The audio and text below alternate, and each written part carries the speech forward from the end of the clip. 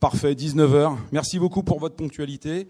Merci à vous tous de nous avoir rejoints dans le cadre magnifique de la Fondation Dauntière qui nous accueille pour la 3e année consécutive, dans le cadre évidemment de l'Open de Paris des Jeux d'Histoire, puisque c'est pour la 3e fois que nous allons inviter un conférencier qui va nous parler d'un sujet bien évidemment qui nous est cher, puisque si les Romains n'avaient pas vaincu les Gaulois, Monsieur Le Bohec nous l'expliquera sans doute, nous ne serions pas ceux que nous sommes aujourd'hui. Bon, un vaste débat.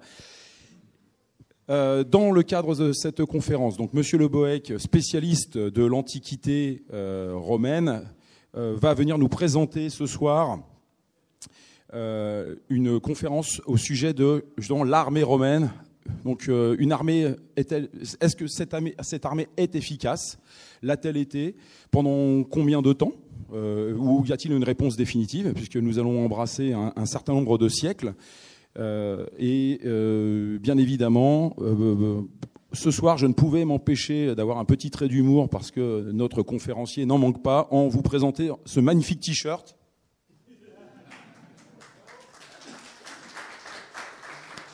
Et je pense que je vais bien évidemment lui passer la parole et il va déjà répondre à la question que tout le monde se pose, mais quand et où cette phrase a-t-elle été prononcée? Puisque, a priori, c'est à César que l'on l'attribue, et je passe justement la parole à notre César de ce soir. Je vous demande de l'applaudir.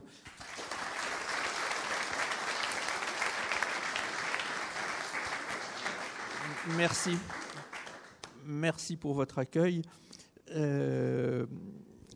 C'est après avoir vaincu un roitelet dans l'est de l'Anatolie que César aurait, comme vous dites, prononcé cette phrase, mais elle est très jolie, hein, c'est presque des vers.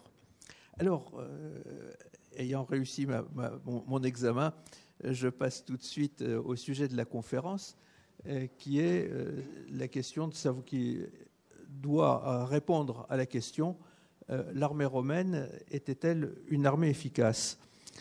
En fait, poser la question, c'est un petit peu injuste. Je vous explique comment cette idée m'est arrivée. Il y a quelques mois, une association de généraux en retraite, qui s'appelle l'association Minerve, m'a contacté en me demandant est-ce que vous pouvez nous prouver que l'armée romaine était une armée moderne? Alors, j'ai répondu que je ne savais pas si elle était une armée moderne, que c'était à eux qu'appartenait la réponse, mais que moi, ce que je pouvais leur prouver, leur expliquer, c'est que d'abord, c'était une armée extraordinairement efficace, et ensuite, essayer de faire comprendre pourquoi cette armée a été efficace. Alors, quelle était probablement, enfin, peut-être que des spécialistes de la Chine, de l'Inde ou de Dieu seul sait où trouveront mieux, mais rappelez-vous que l'armée romaine a conquis un immense empire en 4 siècles. Au départ, c'était une toute petite cité du Latium, une bourgade comme Pithiviers ou autre endroit en Gaule, et 4 siècles après, elle a dominé un empire qui s'étendait depuis l'Écosse jusqu'au Sahara, depuis l'Atlantique jusqu'à la Mésopotamie, qui a recouvert toutes les rives de la Méditerranée. C'est considérable. Quand on pense à la petite cité et à l'immense empire, c'est extraordinaire. Je ne connais pas d'exemple historique analogue. Ensuite, cet empire, non seulement il a été constitué, mais il a duré 4 siècles. Et là encore, un empire qui dure 4 siècles, c'est peu banal. Et ce n'est pas tout. Cet empire, quand il a disparu, parce que bon, c'était une construction de notre monde, hein, il n'était pas appelé à être immortel, il ne pouvait pas être immortel, l'immortalité n'existe pas pour l'humanité. Quand il a disparu, il a laissé un bon souvenir. Les habitants de l'Empire, de ce qui avait été l'Empire, ont regretté sa disparition, ont regretté l'absence des légionnaires qui les protégeaient, et les traces romaines ont perduré dans l'ensemble, une grande partie de l'Occident, en tout cas tous les pays de la rive nord de la Méditerranée, et même sans qu'ils le sachent toujours, dans les pays de la rive sud, hein, quand des États musulmans parlent du dinar. Le dinar, c'est le denarius romain, etc. Et si vous visitez la Tunisie, la Libye, enfin la Libye, je ne vous le conseille pas trop en ce moment, ce n'est pas un endroit très touristique, mais la Tunisie, l'Algérie ou le Maroc, vous aurez sous les yeux des traces très, très évidentes de ce succès de l'Empire romain. Si vous allez dans une bibliothèque ou que vous prenez un manuel de littérature, vous y retrouverez des noms comme Apulée, Tertullien, Saint-Cyprien et Saint-Augustin. Et Saint-Augustin, bon, on peut l'aimer ou ne pas l'aimer. Moi, je ne le trouve pas très rigolo. Hein, mais enfin, bon, il n'était pas fait pour être rigolo. C'était quand même un des plus grands esprits que l'humanité a connu, qu'on l'aime ou qu'on ne l'aime pas. Hein. On ne peut pas le nier, il a été très important. Et c'était un Africain. C'était très, très curieusement un Africain très romanisé, qui parle un latin parfait, qui connaissait toute la littérature latine. Le grand jeu des historiens, des latinistes à l'heure actuelle, c'est de rechercher dans Saint-Augustin des citations, parce que les citations, il ne mentionne pas ses sources. Et on voit qu'il était très cultivé et sa pensée a imprégné tout le Moyen-Âge. Alors, cette armée est fondée sur 3 principes qui peuvent paraître idiots ou étonnants, mais que nous ne pouvons pas négliger. D'abord, le principe de qualité. Quand on choisit des soldats, on choisit toujours les meilleurs. On rassemble 1000 jeunes gens pour recruter 10 soldats et on prend les 10 meilleurs. Quand on choisit des armements, on choisit ce qu'il y a de plus solide, de plus efficace. On ne se sent pas, les dirigeants romains ne se sentaient pas liés par des questions économiques, ils se sentaient liés surtout par l'efficacité. Et puis enfin, ce qui est peut-être plus étonnant, c'est que le civil et le militaire sont liés. Aujourd'hui, je ne vous parlerai que de l'aspect militaire de la conquête. Mais il ne faut pas oublier que pour que cette conquête ait existé, qu'elle ait réussi, il fallait que les civils en tirent profit. Et c'est parce que les civils ont tiré profit de la conquête romaine qu'ils en ont gardé un très bon souvenir, qu'ils se sont dit romains. Saint-Augustin disait « je suis africain ». Et il disait aussi « je suis romain en même temps ». Il était les deux à la fois. Il ne niait ni l'un ni l'autre. Et donc, il y a une chose qui est assez évidente et que les humains oublient souvent, c'est qu'une guerre, l'armée ne peut pas résoudre tous les problèmes. Elle ne peut pas contraindre un peuple qui ne veut pas la supporter. Et beaucoup de gens préfèrent mourir que supporter la domination. Alors cette armée romaine, le document... L'adaptabilité, monsieur Le Boëc. Pardon ? L'adaptabilité. Ah, l'adaptabilité, pardon, oui. Excusez-moi, vous avez raison. Qualité, lien civil-militaire, et puis l'adaptabilité.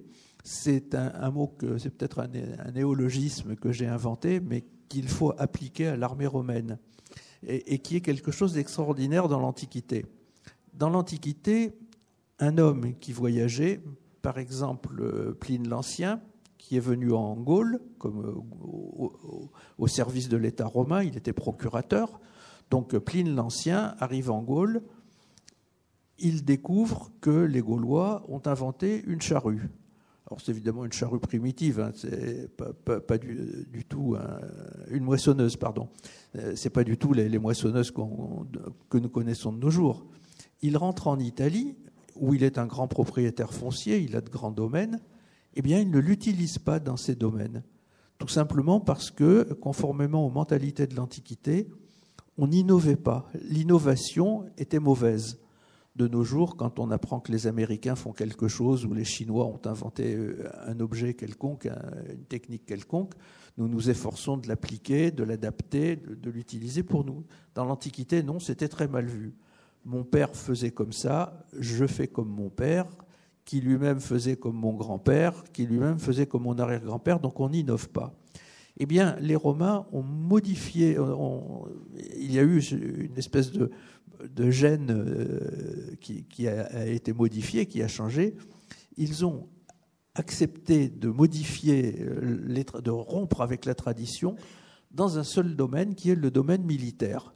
Autrement dit, si vous voulez, cette armée, elle a été sans cesse en mouvement, elle a vécu sans cesse des changements, parce qu'il y avait de nouvelles découvertes.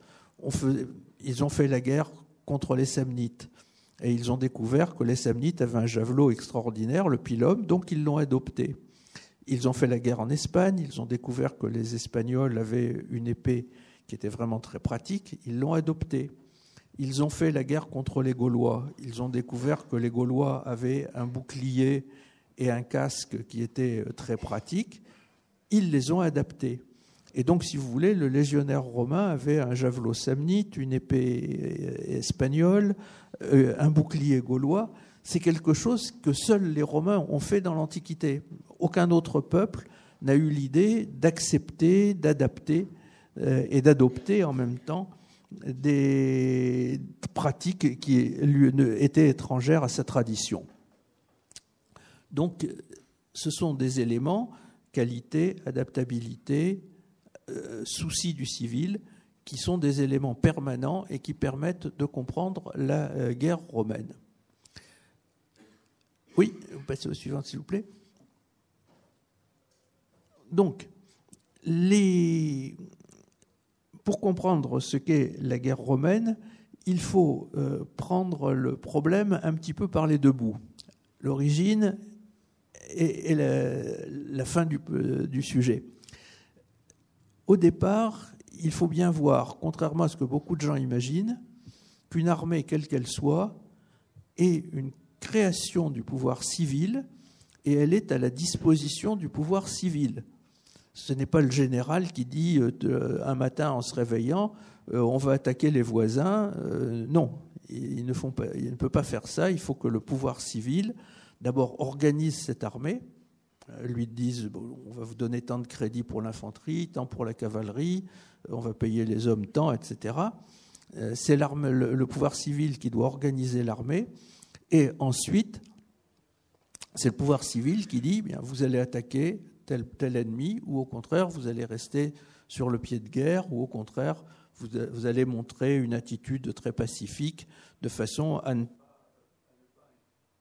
ne pas inquiéter les voisins. Donc, ça c'est un bout, c'est l'origine. Et le terme de l'histoire, c'est le combat. L'armée, le soldat, il est fait pour combattre. Charles Ardent du Pic, qui était un officier français, un colonel qui est mort en 1870 au combat contre les Prussiens, a écrit un livre qui est passionnant et que tous les spécialistes d'histoire militaire devraient connaître, dans lequel il explique ce que le soldat vit, ce que le soldat ressent, ce qu'il doit faire, et où il dit très clairement, eh bien, le soldat n'existe que pour le combat. Et quand on y réfléchit, c'est une évidence. Supprimer la guerre, supprimer le combat, il n'y a plus d'armée. Aucun État n'aurait besoin d'une armée dans ces conditions. Malheureusement, on ne pourra jamais arriver à une telle situation. Les humains sont, pour l'instant, faits de manière assez abominable et ceux qui prétendent le plus aimer la paix sont souvent ceux qui font la guerre. Alors, les deux bouts du problème étant posés, voyons le corps du problème lui-même proprement dit.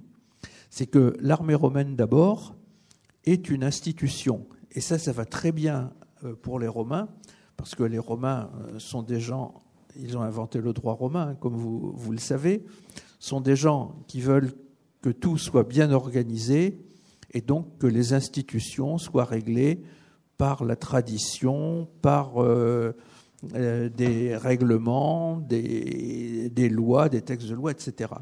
Alors l'armée est donc d'abord une institution, ce qui veut dire que comme toute institution, je pense, si vous voulez, à la justice en France, aux finances en France, etc., bon, ce sont des institutions, elle est composée de corps elle est soumise à une hiérarchie et elle est constituée par des personnels. Ce sont 3 points que nous allons voir l'un après l'autre. D'abord, des unités. Alors, ces unités sont beaucoup plus nombreuses que dans la plupart des autres armées de cette époque. Il y a la garde impériale à Rome, avec quelques cohortes qui sont chargées d'assurer la protection de Rome, de la ville elle-même. C'est ce qu'on appelle la garnison de Rome. On leur ajoute parfois les pompiers qui étaient militarisés à Rome, comme ils le sont d'ailleurs à Paris ou à Marseille, qu'on appelait les vigiles. Mais les vigiles n'intervenaient pas sur le champ de bataille. Alors, on a quelques rares indications de vigiles présents sur un champ de bataille. Je suppose que dans ce cas-là, ils étaient utilisés plutôt pour mettre le feu dans les institutions ennemies que pour combattre le feu. Ensuite, vous avez l'armée des provinces. Alors, l'armée des provinces, elle est constituée, c'est l'essentiel des effectifs. La garnison de Rome, c'est même 5 à 10 000 hommes, pas plus. L'armée des provinces, c'est 250 000 hommes environ, jusqu'à 300 000 à certains moments. On sait qu'elle n'a pas cessé de s'accroître, encore que parfois, il y a eu des désastres, le fameux désastre du Teutobourg qui a fait disparaître 3 légions d'un seul coup. Mais en gros, d'autres légions ont été reconstituées à leur place et l'armée romaine est restée assez stable, passée de 250 000 à 300 000 environ pour la période qui nous concerne.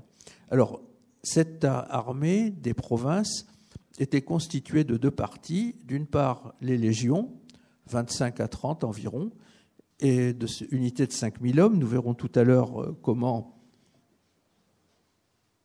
le légionnaire combattait. C'est une armée d'infanterie lourde et ce sont les légions qui sont la force combattante. Quand il y a une guerre, une bataille, on envoie les légionnaires. Alors comme vous avez l'esprit critique, vous allez me dire « Ah oui, mais en Bretagne, Agricola a envoyé ses auxiliaires en première ligne. » Bien entendu, vous avez raison. Mais quand on envoie les auxiliaires en première ligne, c'est surtout pour préserver le sang romain, puisque les légionnaires sont des citoyens romains, ils ont le droit de citer, donc ils sont une élite sociale. Si on peut les préserver puis faire massacrer des barbares à leur place, c'est pas plus mal. Les auxiliaires, eux, forment beaucoup de petites unités. Si la légion a 5000 hommes, l'unité auxiliaire, au départ, n'en a que 500. Après, il y a eu des unités auxiliaires de 1000 hommes, mais enfin pas beaucoup, et plutôt tardivement. Et donc, il y a beaucoup d'unités auxiliaires, il y en a beaucoup qu'on ne connaît pas du tout. On n'a aucune référence là-dessus. Et ces unités auxiliaires sont véritablement, suivant le sens du mot, auxiliaires, elles sont au service des légions. C'est-à-dire que quand la légion est sur le champ de bataille, elle a besoin de cavaliers aux ailes, pour protéger les ailes, pour éviter que les ennemis ne contournent le dispositif. Et ce sont des cavaliers, donc des auxiliaires, qui sont placés aux ailes. Et puis avant la bataille, il faut quand même un petit peu embêter l'ennemi, le titiller, voir comment il se comporte, comment il réagit. Donc on envoie des fantassins légers.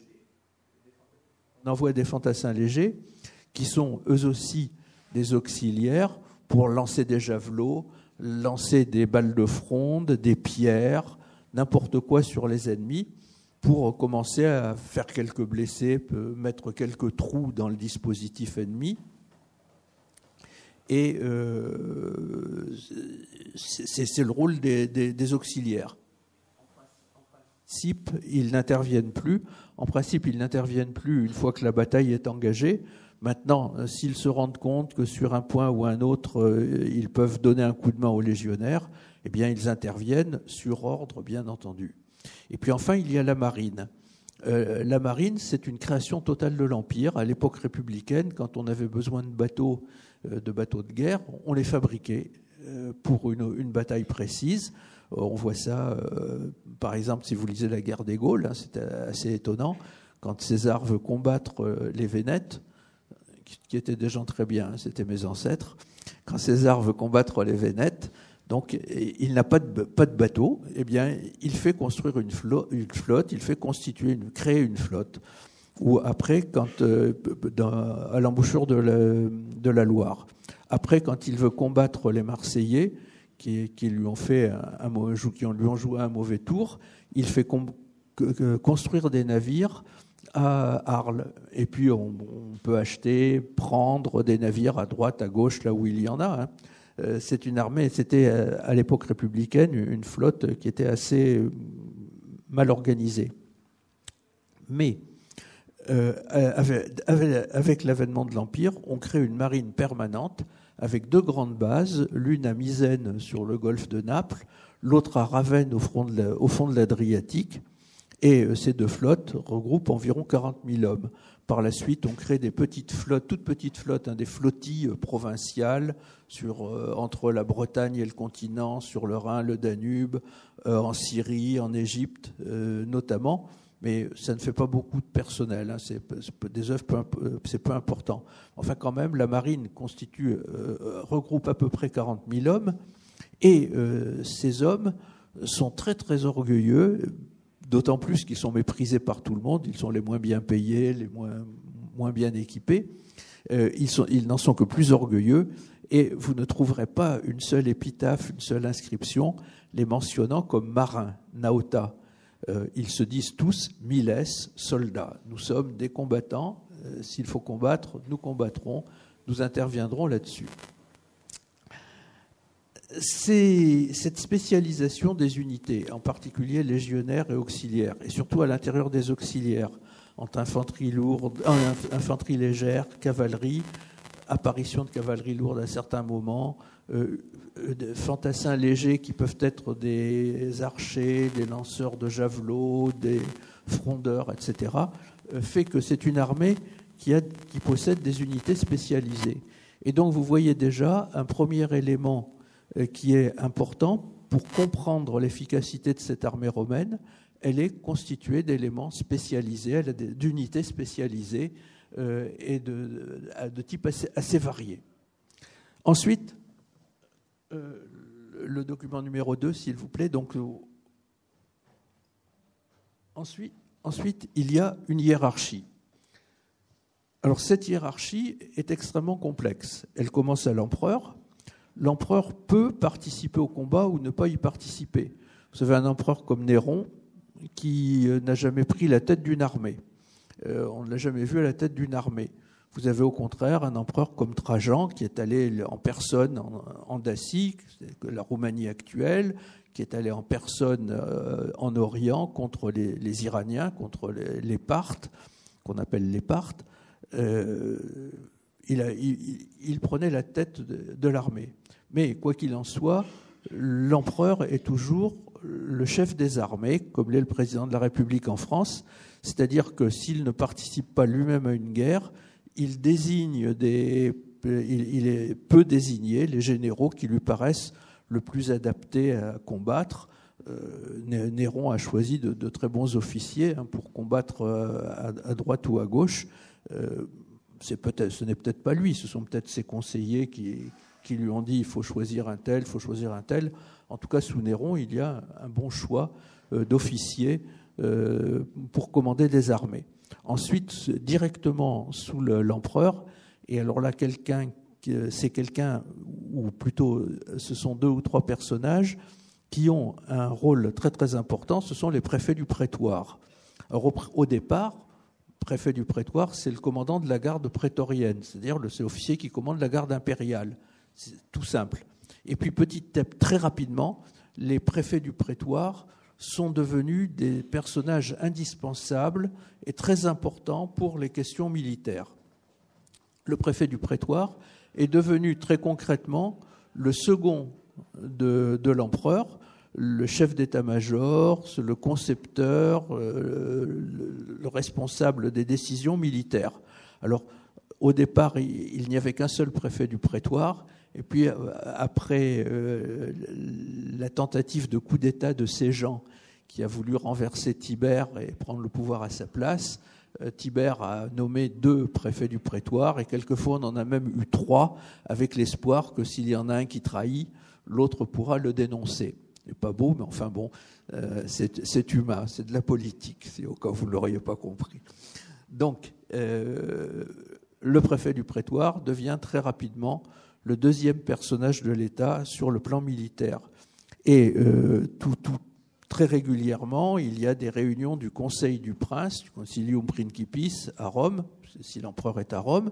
Il y a réunion du Conseil du Prince où un certain nombre de personnages importants sont convoqués, jusqu'à Adrien, c'est l'empereur qui décide. Et puis à partir d'Adrien, ça devient plus institutionnalisé, c'est en fonction des rangs des personnages.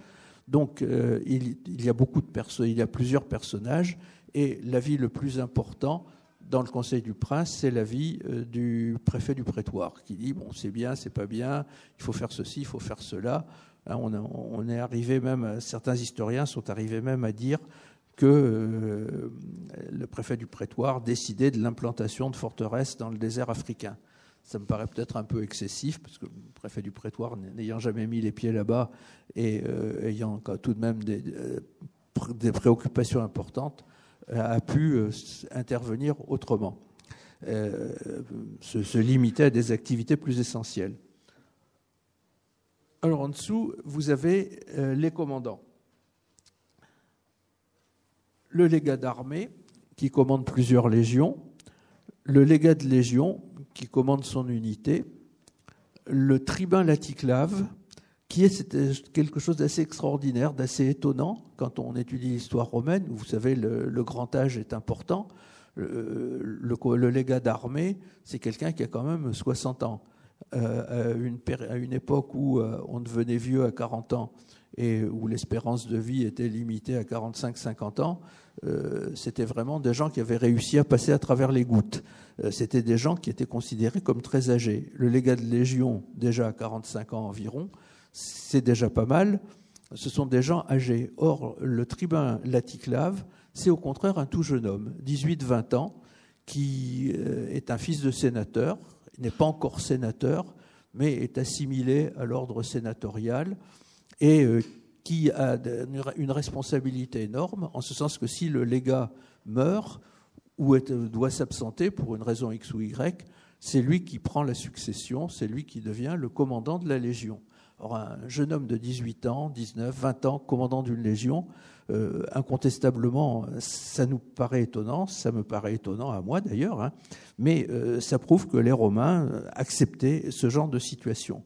Ensuite, dans une légion, vous avez 5 tribuns qui sont eux alors des chevaliers. Les précédents étaient des sénateurs. En dessous, nous descendons aux chevaliers, 5 tribuns équestres. Je passe sur le tribun de 6 mois. C'est dommage parce que ça passionne les érudits.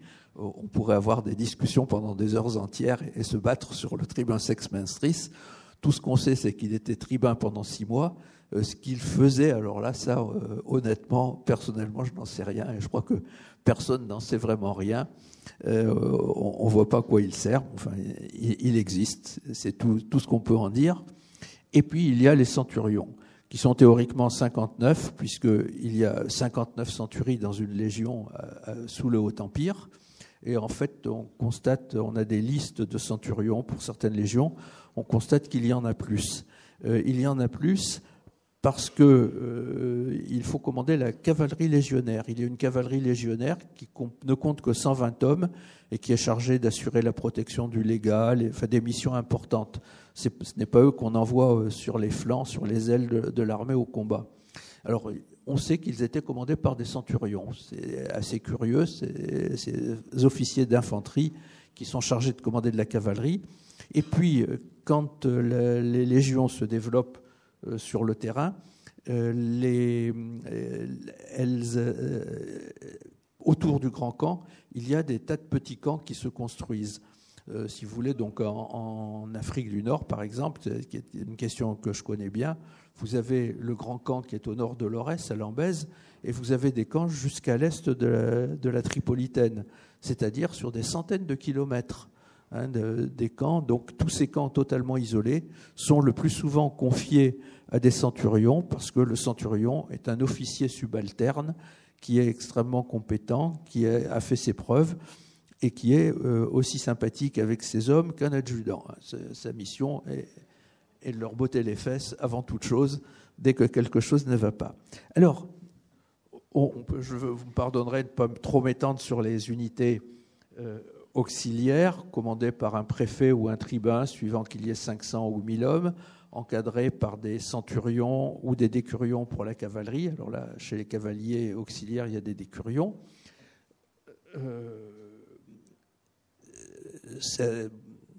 Vous avez donc ce tableau qui vous montre finalement un encadrement extrêmement important. Et c'est là une deuxième raison du succès de l'armée romaine. D'abord, vous avez ces unités variées, adaptées aux différentes missions de combat. Ensuite, vous avez un encadrement qui est extrêmement nombreux. C'est-à-dire que quand il y a une bataille, le soldat, en principe, n'est jamais tout seul. Un centurion a 60 à 80 soldats sous ses ordres. Il est derrière eux, il est avec eux, il est au milieu d'eux. Ils le reconnaissent parce qu'il a sur son casque une crête qui est transversale. On ne peut pas le perdre de vue. Et puis on l'entend crier, hein, c'est sa mission. Au-dessus, il y a les tribuns. Au-dessus, il y a le légat.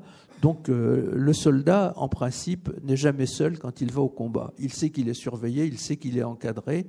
Et cet encadrement nombreux est important. Et alors, autre caractéristique de cet encadrement que vous ne trouverez pas dans les ouvrages anciens. Dans les ouvrages anciens, on disait les officiers de l'armée romaine sont tous des imbéciles, ils n'y connaissent rien. Alors quand on demandait aux gens, mais quand même, les Romains ont quand même gagné quelques batailles, la réponse était oui, mais c'est grâce aux soldats et malgré les officiers. Or, j'ai étudié cette question. Un Anglais, Burley, l'a étudié aussi, et nous sommes arrivés aux mêmes conclusions. Ces gens étaient extrêmement compétents. Les officiers sont extrêmement compétents. Vous en avez un exemple extraordinaire, merveilleux et admirable. C'est l'auteur de ce Veni Vidi Vici, c'est César. Si vous voulez devenir général de l'armée romaine, vous lisez la guerre des Gaules et la guerre civile. Ça fait 250 ou 300 pages. Et c'est le meilleur manuel que je connaisse sur le commandement de l'armée romaine. Que doit faire un général ? J'envoie mes éclaireurs me disent j'organise, je fais construire un camp à tel endroit, je fais construire un pont, ou au contraire, je fais passer les hommes à guet, je dispose mes soldats de telle et telle manière. Après la bataille, je prends telle décision, on fait soigner les blessés, on fait dresser un trophée. On ne laisse pas fuir les ennemis parce que ce n'est pas astucieux de les poursuivre, etc. Bon, relisez la guerre des Gaules, vous comprendrez, vous verrez que César était un personnage extrêmement compétent et tous les officiers étaient compétents. Pourquoi ? Parce que leur éducation les prédisposait à ça. C'était des jeunes gens qui apprenaient à lire, à écrire, à compter, mais qui apprenaient surtout à lire des livres d'histoire. Tous les officiers de l'armée romaine du Haut-Empire avaient lu la guerre des Gaules, ça ne fait pas de doute. C'était des gens qui appartenaient à des familles riches, qui avaient des bibliothèques, alors petites bibliothèques avec 10, 20, 30 livres, dans lesquels il y avait la guerre des Gaules et la guerre civile, ou quelquefois de beaucoup plus grandes bibliothèques, de milliers de livres, quelquefois. En plus, c'était des jeunes gens qui avaient une formation sur le terrain. Après leur éducation, on les envoyait dans des états-majors où ils avaient un droit et un devoir. Le droit, c'est d'assister à toutes les réunions de l'état-major, et le devoir, c'était de se taire. On ne leur demandait pas leur avis. Ils écoutaient et c'est tout. Et ils se formaient comme ça. Après, ils devenaient tribuns, tribuns laticlaves pour les sénateurs notamment. C'était une application qui était assez extraordinaire. Enfin, nous avons un troisième point, le point suivant de cette institution. Il y a des unités, une hiérarchie et des personnels. Voilà. Le principe de l'armée romaine sous le Haut-Empire est resté le même que sous la République, c'est-à-dire que le conseil de révision était maintenu. Mais sous le Haut-Empire, l'armée romaine est devenue permanente, et quand un soldat avait la chance d'être choisi par le conseil de révision, il en prenait pour 25 ans si on l'envoyait dans les légions, et pour 30 ans si on l'envoyait chez les auxiliaires. C'est-à-dire que pratiquement, quand il prenait sa retraite, il était à 1 an ou 2 de la mort, statistiquement. J'ai fait des statistiques sur la 3e Légion Auguste pour un colloque. L'espérance de vie du légionnaire était de 47 ans et quelques petites choses. Et comme ils partent à 45 ans, vous voyez, ils avaient peu de chances de profiter beaucoup de leur retraite. Alors, le service militaire était obligatoire. Et il y avait un conseil de révision. Ce conseil de révision, dans les provinces, il était présidé par le gouverneur, proconsul d'Afrique, c'est attesté pendant tout le Haut-Empire, proconsul d'Afrique, d'Asie, proconsul de Cyrénaïque, etc., le légat de Lyonnaise, etc. Donc, le gouverneur passait de cité en cité. Pendant toute sa mission, il jugeait les affaires judiciaires qui étaient pendantes. Donc, il condamnait à mort un bonhomme qui avait tué son pupille, etc. Et il faisait procéder au conseil de révision. Et alors, tous les jeunes gens, même les fils de nobles, devaient se présenter au conseil de révision. Ils étaient, comme ça se faisait autrefois, quand j'ai eu la chance de faire ça, ils se présentaient tout nus devant le conseil de révision pour qu'on puisse s'assurer qu'ils étaient du sexe masculin. On examinait leur forme physique. Et le conseil de révision examinait leur forme physique, voyait s'ils avaient des grands muscles, des muscles solides, s'ils étaient bien bâtis, s'ils étaient bien droits, etc. S'ils leur demandaient s'ils avaient des problèmes de vue, d'ouïe, etc. Et puis, on leur posait la question fondamentale, quel est ton statut juridique ? Si le personnage disait « je suis citoyen romain », s'il était bien bâti, s'il n'était pas trop idiot, etc., direction la Légion. S'il disait « je suis pérégrin », alors le pérégrin, c'est un homme libre, mais qui n'est pas citoyen romain, par exemple, qui est gaulois, un homme qui est de Langres, de Lyon, non, Lyon c'est une colonie, pardon, de Langres, d'Autun ou de la Bretagne, c'est de l'Armorique. Ces gens-là n'étaient pas citoyens romains, mais c'était des hommes libres, et on appelait ça des pérégrins. Et alors, les pérégrins, eux, étaient envoyés dans les unités auxiliaires ou éventuellement dans la marine. Et donc, vous voyez, là encore, que cette institution fonctionne de manière absolument étonnante et de façon admirable, c'est-à-dire que les soldats les jeunes gens qui sont recrutés pour devenir soldats sont des gens qui sont sélectionnés, qui sont les meilleurs à tous égards.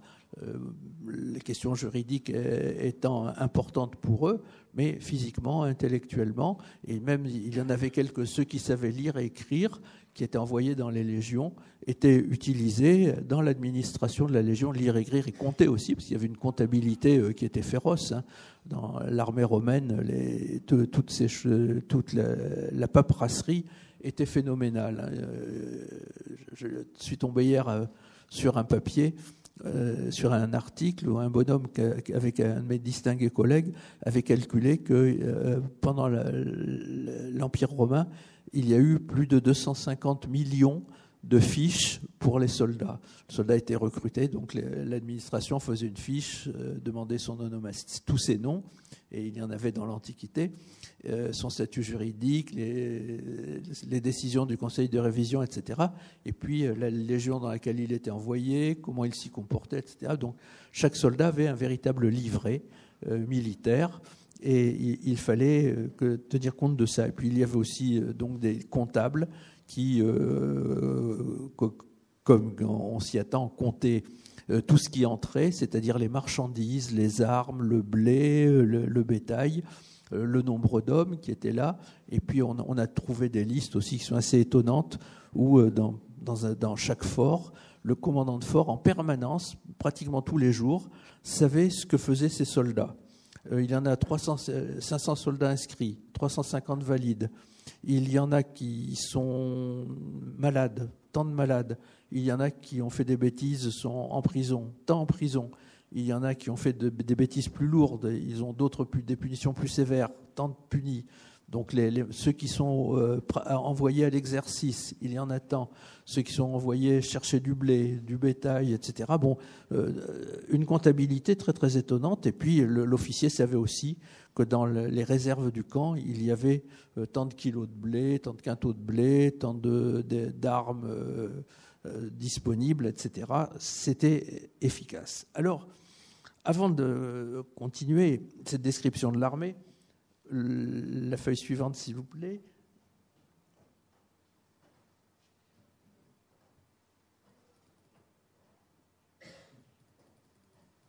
Voilà. Nous avons vu que l'armée est une institution. Nous allons voir maintenant je veux dire quelques mots, je vais passer peut-être un peu rapidement sur ce deuxième point, que j'ai appelé l'environnement de la guerre. C'est d'abord les causes. Alors pourquoi les Romains faisaient la guerre ? D'abord parce que les autres les attaquaient. Nous allons voir que c'était très souvent le cas. Ils faisaient la guerre, mais ils faisaient la guerre comme tous les autres, éventuellement pour des motifs militaires, pour dégager une frontière, s'assurer la tranquillité sur une frontière, notamment, ou autre chose. Mais enfin, bon, ce n'était pas fondamental. Les deux motifs fondamentaux de guerre dans l'Antiquité, je crois peut-être que c'est les motifs fondamentaux de toutes les guerres de l'histoire de l'humanité, sont des motifs économiques et des motifs psychologiques. Motifs économiques d'abord. Alors pendant très longtemps, on a dit les Romains faisaient la guerre pour acquérir des esclaves. Les Romains faisaient la guerre pour recueillir, pour dominer, s'emparer de champs de blé, de régions qui produisaient beaucoup de blé. Le problème est que nous n'avons aucun texte qui mentionne ça. Je ne connais aucun texte qui dise on va faire la guerre aux Gaulois pour ramener des esclaves, on va faire la guerre aux Africains pour ramener du blé, conquérir l'Égypte pour s'emparer de blé. Aucun document ne le mentionne. En réalité, en revanche, il y a deux motifs économiques qui sont là très très bien attestés dans l'Antiquité, c'est le butin et le tribut.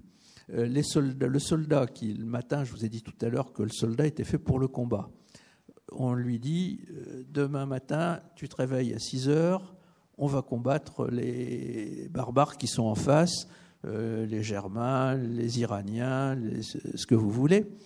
Et quand le jour se lève et que le soldat est équipé et qu'il avance sur le champ de bataille, il a une idée qui peut paraître très très bête. Il se dit, ce soir, je serai peut-être riche. Parce que quand il y a une bataille, après la bataille, les vainqueurs pillent tous les biens des vaincus et les vaincus eux-mêmes deviennent esclaves et propriétés du vainqueur. Et ils sont vendus, conservés, etc. Bon, c'est toujours quelque chose qui apporte de l'argent aux soldats. Le soldat, donc, quand il combat, a cet espoir de s'enrichir. Alors, vous inquiétez pas, hein, après une bataille, quand le butin est partagé entre le général, les officiers et les soldats n'ont pas énormément de butin. Et de toute façon, c'est dépensé très rapidement en bon vin et en jolies filles. Ça, c'est évidemment un classique de la guerre et un classique de l'utilisation du butin. Et les soldats se battent pour le butin. Et l'État romain, quand il y a une guerre, se dit peut-être que nous allons ramener un tribut. Alors le tribut, c'est une somme que les vaincus doivent payer aux vainqueurs. Donc, quand les Romains ont vaincu Carthage après la Deuxième Guerre punique, ils ont imposé un tribut aux Carthaginois pendant 50 ans. Chaque année, donc, les Carthaginois devaient donner aux Romains un certain nombre de kilos d'or. C'était leur punition pour avoir été vaincus. Et ces tributs n'étaient pas négligeables, ce n'était pas inintéressant pour les Romains, parce qu'à partir d'un certain moment, c'est au IIe siècle, les Romains ont été dispensés de payer des impôts. Il n'y avait plus besoin de payer des impôts puisque le tribut permettait de remplacer les impôts. Et au 1er siècle, c'est même tous les Italiens qui ont été dispensés de payer d'impôts. Donc les Italiens ne payaient pas d'impôts, les Romains non plus, bien entendu, parce que le tribut couvrait tous les besoins de l'État romain. Motif psychologique, c'est peut-être plus complexe, mais c'est aussi, à mon avis, extrêmement important. Les Romains les gens de l'Antiquité, tous les gens de l'Antiquité, faisaient la guerre d'abord parce qu'ils avaient peur de l'autre, peur du voisin. Ils s'imaginaient que le voisin avait des arrière-pensées, des idées sous-jacentes, que le voisin le menaçait. Et quand on lit, par exemple, entre les deuxième et troisième guerre punique, ce que disait le fameux Caton, qui disait « il faut détruire Carthage, il faut détruire Carthage », c'était son obsession. Il se levait le matin en se disant « il faut détruire Carthage » et il se couchait le soir en rêvant que Carthage était détruite. C'est tout simplement parce qu'il avait peur de Carthage et il avait peur que la ville de Carthage ne renaisse, ne redevienne une grande puissance. Nous, historiens, par les études d'archéologie, l'étude de textes, etc., nous savons qu'il n'était rien. Carthage n'était plus une menace pour Rome, même s'il y avait une certaine renaissance économique. Mais les Romains avaient peur des Carthaginois sans raison, sans motif, sans justification. Et puis, il y a aussi une autre règle que Thucydide, l'historien grec, avait développée pour expliquer les guerres. Thucydide disait que les humains faisaient la guerre parce qu'ils préféraient commander qu'obéir. Pour commander et ne pas avoir à obéir, c'est une des raisons pour lesquelles les gens de l'Antiquité faisaient la guerre. En revanche, il n'y a aucun motif ni religieux ni culturel dans les guerres de l'Antiquité. Les Romains n'ont jamais voulu imposer leur dieu et ils n'ont jamais voulu imposer leur culture. Si les Africains voulaient parler le punique, ils le pouvaient. Et ils ont continué à parler le punique jusqu'au temps de saint Augustin, dont je parlais tout à l'heure. On trouve dans saint Augustin des lettres où il dit aux prêtres qui sont dans les campagnes, il leur dit, si vous voulez toucher vos fidèles, il faut apprendre le libyque et le punique. Alors, le libyque, c'est l'ancêtre du kabyle, c'est la langue des indigènes, et le punique, c'était la langue des Carthaginois, et ces deux langues étaient parlées dans les campagnes, et il fallait les connaître. Mais les Romains n'ont jamais interdit de parler le libyque, le punique, n'ont jamais interdit de parler le gaulois non plus à nos ancêtres. C'était bien banal. Alors, qui sont les ennemis des Romains? Eh bien, il y a deux ennemis majeurs et deux ennemis mineurs. Majeurs, ce sont les Germains et les Iraniens.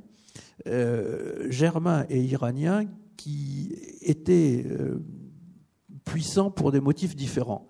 Les Germains parce qu'ils étaient des fous de guerre. Et ils se lançaient au combat avec une violence, un courage complètement ahurissant. Les Romains les regardaient avec beaucoup d'étonnement d'ailleurs, parce qu'eux, ils faisaient la guerre très méthodiquement, très calmement, en ordre et en rang, parce que les Germains se jetaient sur eux en poussant des cris, des hurlements. Les Romains ne comprenaient pas tout ce que faisaient les Germains. D'ailleurs, quelquefois, le Germain qui voulait prouver qu'il était courageux se mettait tout nu, il enlevait sa cuirasse, son casque, il se jetait sur les Romains pour en tuer quelques-uns. Alors évidemment, il se faisait tuer en général lui aussi, mais il avait prouvé à tout le monde qu'il était courageux. Alors les Iraniens, c'est autre chose. L'Iran, c'est ce qu'on appelle les Parthes ou les Perses ou les Mèdes, suivant les époques. Mais en fait, c'est l'Iran, l'État actuel d'Iran. Les Iraniens donc, étaient le seul empire qui était susceptible de contrebalancer l'empire romain. C'est un empire puissant, riche, très peuplé, très étendu. Donc ça allait jusqu'à l'Afghanistan, jusqu'aux steppes de l'Asie centrale. Et il y avait donc une civilisation qui avait été brillante, mais j'en discutais hier avec un de mes amis qui me disait « tu exagères peut-être », donc je vous dis que j'exagère peut-être. Moi, je considère que les Iraniens n'étaient pas des ennemis en réalité très redoutables, parce qu'ils avaient une armée qui n'était pas bien organisée, ils n'avaient pas cette hiérarchie qu'on trouve dans l'armée romaine. Le Shahin Shah, le roi des rois iranien, quand il voulait faire la guerre aux Romains, était obligé de demander à tous ses vassaux de bien vouloir envoyer des soldats. Et les vassaux, comme dans toutes les guerres où il y a un suzerain et des vassaux, les vassaux pouvaient se retirer si à un moment ou à un autre, ils jugeaient que c'était mal engagé. Et donc, en fait, discutais avec cet ami hier qui me disait quand même les Iraniens ont remporté quelques batailles, et c'est vrai qu'ils ont remporté quelques batailles, mais ils en ont perdu pas mal. Et surtout, quand on lit les textes, ce qui est le plus important, c'est que les Romains ont gagné des non-batailles, c'est-à-dire qu'ils disaient aux Iraniens, si vous faites ceci ou cela qui nous déplaît, nous vous faisons la guerre. Et les Iraniens, systématiquement, dans ces cas-là, acceptaient la menace des Romains. Donc, malgré tout, Germains et Iraniens, c'était les deux ennemis majeurs de l'Empire romain, mais à mon avis, ils n'étaient pas à la hauteur de l'armée romaine. Puis, il y a deux ennemis mineurs, les Bretons, qui étaient eux aussi des gens très combatifs, qui vivaient dans l'île de Bretagne, la Grande-Bretagne actuelle, qui étaient quand même très très agités de temps à autre. Et puis les Juifs, quand les Juifs explosaient contre les Romains, ça faisait quand même beaucoup de dégâts. Je n'insisterai pas beaucoup sur la religion pour ne pas vous faire prendre trop de temps, mais disons un mot, c'est que les Romains étaient tous très pieux. Et ils disaient, si nous avons conquis l'Empire, si nous avons conquis notre Empire, c'est parce que nous sommes le peuple le plus pieux du monde. Ils en étaient persuadés, nous sommes les gens les plus pieux du monde. Et donc, parce que nous sommes pieux, les dieux nous protègent. Et c'est ce qui intervient dans la question du droit. Car le droit romain, il y avait un droit de la guerre. Je pense que si vous êtes intéressé un peu aux questions militaires, vous savez qu'il y a ce que les modernes appellent le jus ad bellum et le jus in bello, c'est-à-dire le droit qui consiste à justifier une déclaration de guerre et ensuite le droit qui s'applique pendant une guerre. Il y a des choses qu'on fait et d'autres qu'on ne fait pas, qui sont interdites. Alors, pour déclarer Et alors, ce droit, les Romains l'avaient très bien élaboré, et ils l'avaient élaboré ils l'avaient fait élaborer par des prêtres. Et donc, religion et droit étaient intimement liés. Et ces prêtres avaient décidé que les Romains ne pouvaient pas faire de guerre offensive. C'était interdit. Alors, bien entendu, beaucoup de guerres de l'Antiquité ont été des guerres défensives. Et ce sont les autres qui ont attaqué les Romains, qui ont perdu, tant pis pour eux. Mais de toute façon, ne soyons pas naïfs, quand les Romains avaient envie de faire la guerre à droite ou à gauche, ils trouvaient toujours un arrangement avec les dieux. Vous savez que quand on veut faire une guerre, on trouve toujours des justifications. Nous allons vers le combat. La discipline, l'indiscipline, l'armement. Alors, les légionnaires sont des citoyens romains. Ils en sont conscients, ils en sont fiers, et ils ne veulent pas qu'on les traite comme des esclaves. Alors, on arrive à une situation extrêmement curieuse. Le légionnaire doit être respecté par l'officier. Mais en échange, le légionnaire obéit absolument à l'officier. Il y a une obéissance absolue. Et s'il y a des cas d'indiscipline, quand il y a indiscipline, la sanction est terrible. Je lisais ça récemment. C'est la peine de mort, très souvent. Et il y a deux types de peines de mort qui sont infligées aux soldats qui ne sont pas courageux ou qui ne sont pas obéissants. La première, c'est la décapitation. C'est rapide, et on ne souffre pas beaucoup. Puis la deuxième, c'est la peine de mort par flagellation. On flagelle le bonhomme jusqu'à ce qu'il meure sous les coups. C'est assez dur. Un soldat qui n'obéit pas peut être amputé d'un membre. On lui coupe la main, on lui coupe le bras, on lui fait des saignées, et il y a toutes sortes de punitions qui sont terribles. Ça n'empêche qu'il y ait eu des mutineries, des désertions, bien entendu, et même ce qu'on appelle des transfuges, le soldat qui passe carrément dans le camp ennemi. C'est dramatique, mais enfin, c'est arrivé malgré toutes les sanctions que prenaient les officiers. Alors, le mot discipline vient du latin disco ere discere, qui veut dire enseigner. Et en fait, les Romains considéraient que le soldat discipliné est que celui qui sait pourquoi il se bat et qui sait aussi comment il se bat. On passe sur l'armement, on y reviendra. Voilà, oui, puisqu'il y a la représentation de l'armement du légionnaire. Le légionnaire est en fait, donc c'est un fantassin lourd, je vous l'ai dit tout à l'heure, c'est-à-dire qu'il possède un équipement complet. C'est en fait un blindé en miniature, un blindé en réduction. Il est très bien protégé et il a des moyens aussi de frapper qui sont terriblement efficaces. Alors, il a le casque qui protège la tête, la nuque, les joues. Il a une cuirasse. Alors, cette cuirasse, c'est ce qu'on appelle la cuirasse articulée, qui a été en honneur au IIe siècle notamment. Mais la plupart souvent avant et après, c'est la cotte de maille qui l'emporte, hein, qui est la plus fréquente. Il a ce bouclier, et alors le bouclier, c'est à la fois une arme défensive et offensive. Le bouclier lui sert à se protéger contre les flèches, les javelots, les coups d'épée que lui assène le type qui est en face de lui, mais en même temps, ça lui sert aussi à frapper l'adversaire. Vous voyez, il y a ce qu'on appelle l'umbo, c'est une demi-boule de métal au milieu du bouclier. Et sur la partie supérieure et la partie inférieure, il y a du métal qui a été placé, une petite barre de métal qui a été placée, ce qui fait que quand le légionnaire arrive au contact avec le barbare, il peut le frapper sous le menton avec son bouclier ou lui donner un coup de lumbo dans le visage, ce qui fait perdre son contrôle au barbare. Alors, il a d'autre part un javelot. Ce javelot, c'est du type pilum. Ici, c'est un pilum un peu avancé. Le pilum, c'est en fait un javelot de 1,80 m, 90 cm de bois, une manche de bois, et 90 cm de pointe de fer. C'est une pointe de fer qui est très fine, 90 cm très longue, et qui réussit à percer. Enfin, j'en ai parlé d'ailleurs avec des reconstituteurs légionnaires et qui pensent effectivement que le pilum peut percer un bouclier, une cuirasse et un bonhomme, car ne l'oublions pas, le pilum est fait pour percer des bons hommes.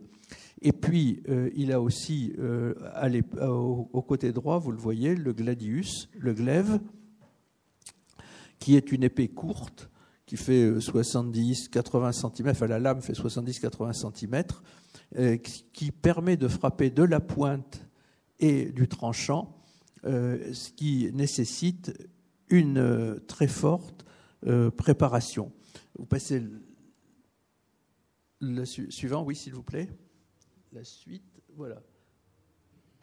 L'exercice. Alors, le fait que le légionnaire soit très bien équipé est encore un des facteurs de succès des légions dans les guerres qu'elles ont menées. L'exercice, c'est aussi un autre facteur de succès extrêmement important. Et les Romains en étaient très conscients. Cicéron disait que mener au combat un soldat qui n'est pas entraîné, c'est comme mener au combat une femme. Et Cicéron n'était pas très féministe. Et au IVe siècle, Végès, qui parlait des soldats du Haut-Empire, qui décrivait les soldats du Haut-Empire, disait « Au combat, l'erreur se paie comptant. Ça ne se rachète pas. Si le légionnaire fait une faute, le barbare en profitera et le tuera. Donc il faut que le légionnaire connaisse son métier. Et il l'apprend et continue à l'apprendre par l'exercice. L'exercice, c'est une formation à la fois initiale et continue. Quand le jeune homme est pris dans l'armée, il n'est pas tout de suite soldat, miles. Il reste pendant 4 mois tiro, c'est-à-dire qu'il apprend son métier et qu'il n'est pas considéré encore comme un soldat. Il n'est plus un civil, il n'est pas encore un militaire, il est entre les deux. Et alors, cet exercice donc, est une formation initiale, 4 mois.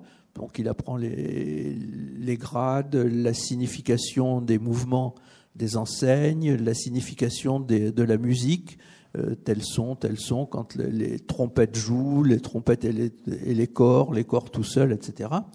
Et puis, il se forme. Alors l'exercice proprement dit comprend 3 parties.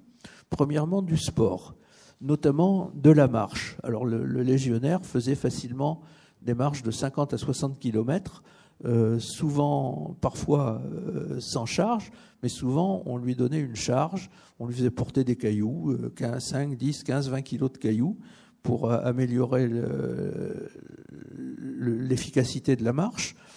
Il faisait du saut, du lancer, etc. Bon, du sport, tout ce qu'on fait de nos jours. Et puis, mais surtout de la marche. Hein, pour la gymnastique, la partie sportive, c'était la marche. Ensuite, il y avait le maniement d'armes. Tous les 5 jours, le légionnaire devait aller pratiquer l'escrime sur un pieu de bois qu'on appelait la quintaine en français au Moyen-Âge. La quintana, c'est le 5e jour, c'est ce qu'on fait le 5e jour. Et puis tous les mois, il devait participer à des manœuvres en unités constituées. Donc on divisait la légion en 2, il y avait les bons et les méchants, les bons attaquent, les méchants se défendent, etc., ou l'inverse. C'était essentiel. Et puis après la formation initiale, l'exercice devenait une formation continue. C'est-à-dire que les soldats avaient des missions. Ils montaient la garde, ils rangeaient les vivres, ils faisaient ceci ou cela, enfin bon, tout ce que les officiers leur demandaient, nettoyer les chambrées, etc. Mais dès qu'un soldat paraissait s'ennuyer, était oisif, tout de suite, allez, au champ de manœuvre, tu fais du saut, tu fais de la course, tu fais du lancer, tu fais de la marche ou tu t'entraînes à l'escrime, etc. Et les soldats romains devaient savoir utiliser les légionnaires qui n'utilisaient normalement que le glaive et le javelot, devaient savoir tout utiliser, l'arc, la fronde, etc. Ils s'entraînaient totalement. Quand ils étaient ainsi organisés, ils pouvaient partir au combat et fonctionner ce que nous appelons, nous, les services.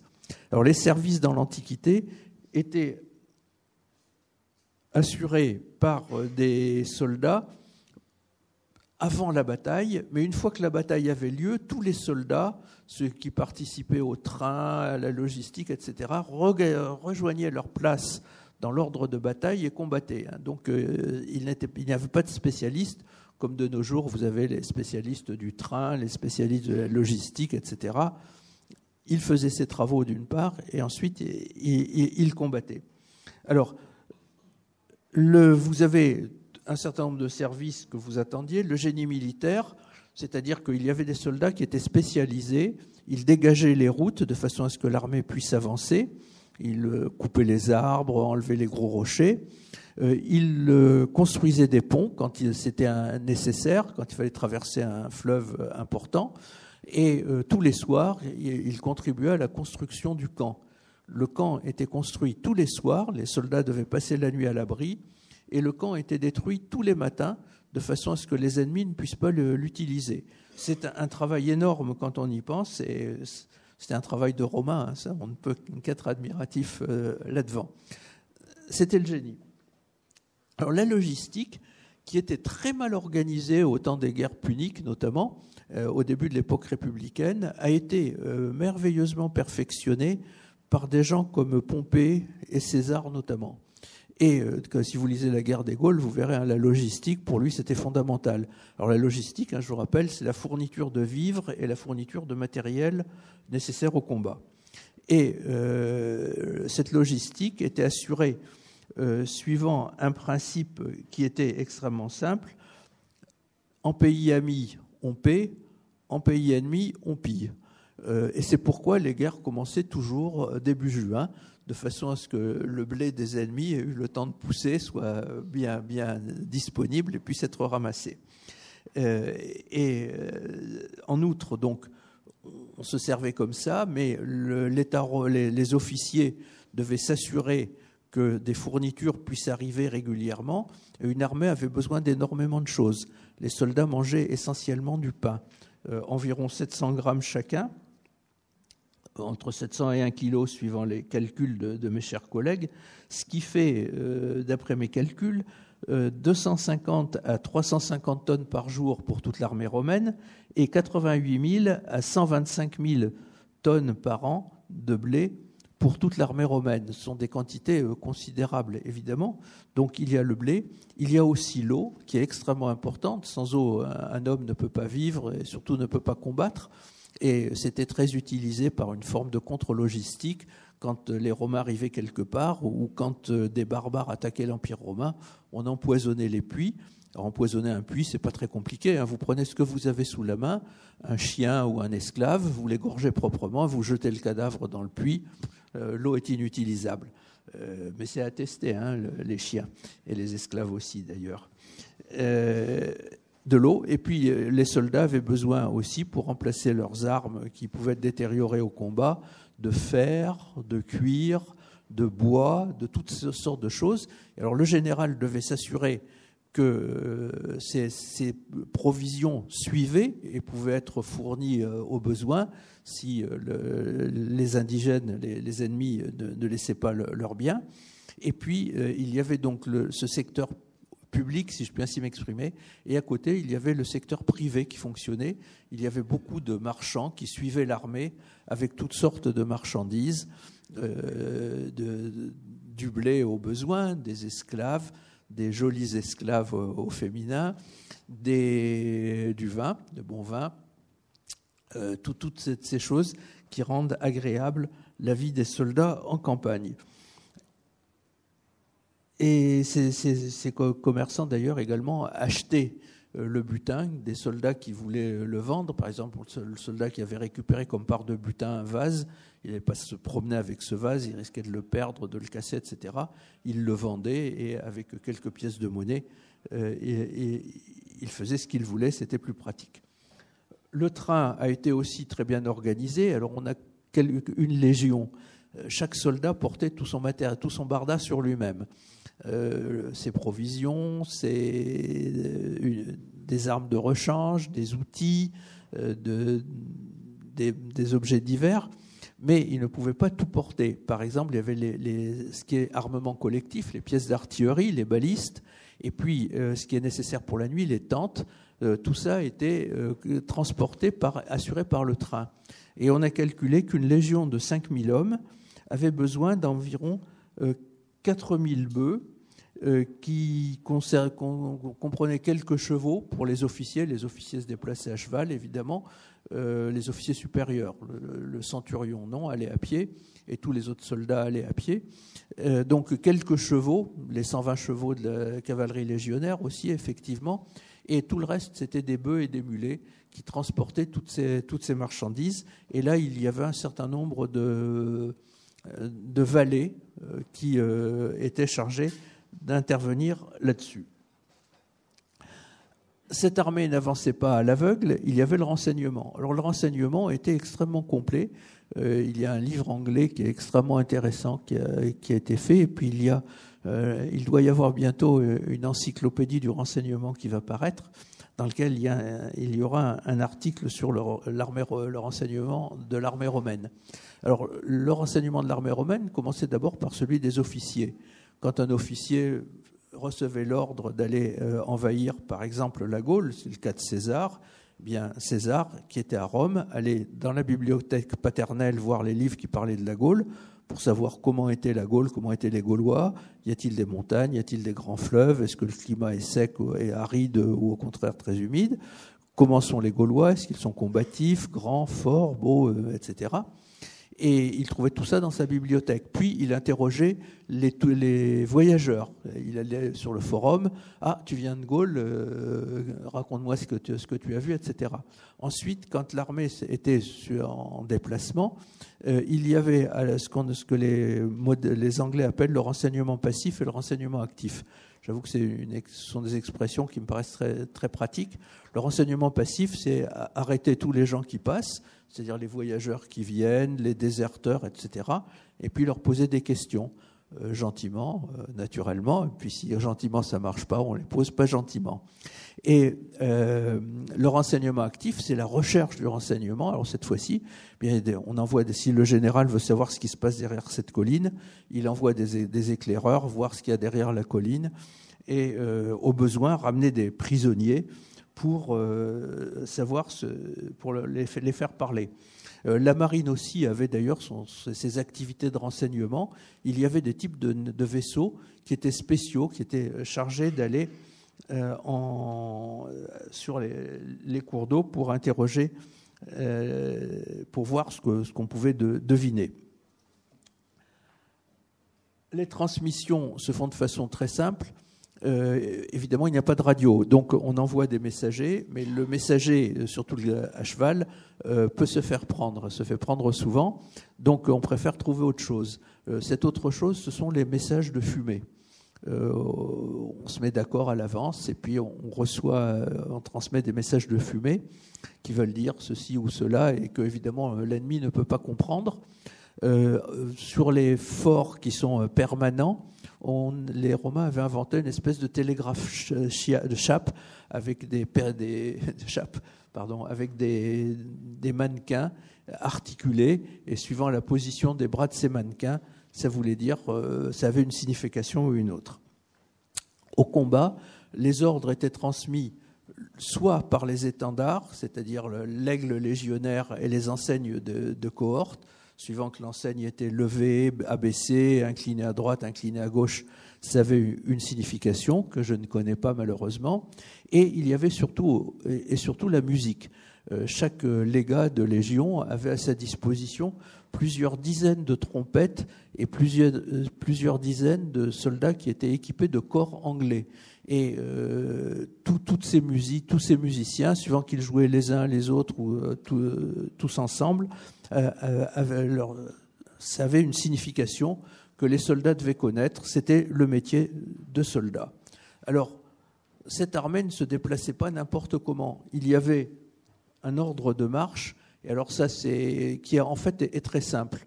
L'ordre de marche, c'est on mettait au centre les bagages, des légionnaires devant, derrière, à droite et à gauche pour protéger les bagages.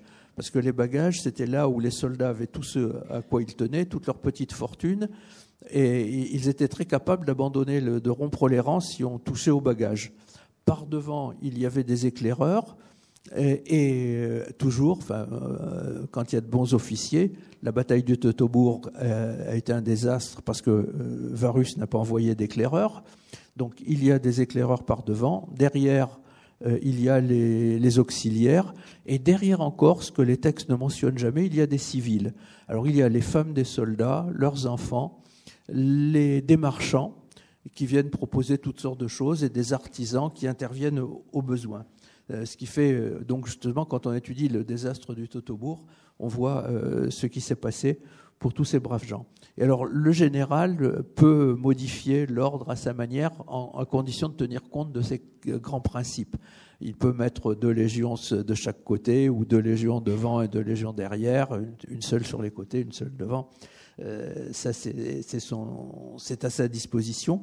Et ça passionne beaucoup les historiens de l'Antiquité qui disent vous voyez un tel, ça c'est un grand général parce qu'il a organisé un ordre de marche de telle manière. Alors pour l'ordre de marche, il faut savoir que le brave soldat avait sur lui 25 kilos d'armement, la cuirasse, le casque, etc. Ça faisait environ 25 kilos, et qu'il avait en prime 25 kilos d'équipement à porter avec lui. Alors je me suis demandé pendant longtemps comment il faisait, parce qu'il n'y avait pas de sac à dos. Il attachait le bouclier dans son dos, de façon à ce que le haut du bouclier dépasse des épaules. Il mettait toutes ses affaires dans un drap, ou un linge quelconque, il le pliait en 4, il l'attachait au bout d'une perche, et il posait la perche sur le bout du bouclier, le sommet du bouclier, ce qui lui évitait évidemment d'avoir l'épaule arrachée, ce qui eût été inévitable. Ça lui faisait quand même 50 kilos à trimballer. Si vous comptez aussi l'organisation, la destruction du camp, la nécessité de construire un autre camp, on arrive à calculer qu'une armée romaine faisait environ 9 à 10 km par jour. Mais quand un général voulait faire une mauvaise surprise à des ennemis, il disait à ses soldats, vous êtes expediti, c'est-à-dire vous laissez tomber tout ce qui n'est pas indispensable. Et dans ces cas-là, les gars qui étaient vraiment très très bien entraînés, physiquement, le légionnaire, ça devait être une bête, hein, incontestablement, et était capable de faire 50 à 60 km à la file, sans arrêt. Et évidemment, il pouvait tomber sur l'ennemi sans y être attendu. Le but de l'armée, le but du soldat, je vous l'ai dit, c'est de combattre, c'est la tactique. Alors, le combat du soldat, c'est ce que l'on appelait le visage de la bataille. C'est un Anglais, John Keegan, qui a fait un livre absolument admirable là-dessus, qui a été traduit en français sous un très mauvais titre. Mais le livre, le contenu lui-même est admirable. C'est vraiment très, très passionnant pour comprendre comment un soldat vit le combat. Et John Keegan, qui était anglais, reconnaît qu'il doit beaucoup aux réflexions de Charles Ardant du Picq, dont je vous ai parlé tout à l'heure. Alors pour qu'un Anglais reconnaisse une dette à l'égard d'un Français, c'est vraiment que la dette est importante. Donc nous l'admettrons, mais enfin bon, ça n'empêche que Keegan et Ardant du Picq sont des gens admirables. Alors qu'est-ce qu'on en trouve pour le combat du soldat ? Bien, les soldats romains ont besoin d'abord d'1,50 m d'espace pour pratiquer l'escrime. Ils doivent rester strictement en ligne. Et puis, il y a toute une série de mouvements.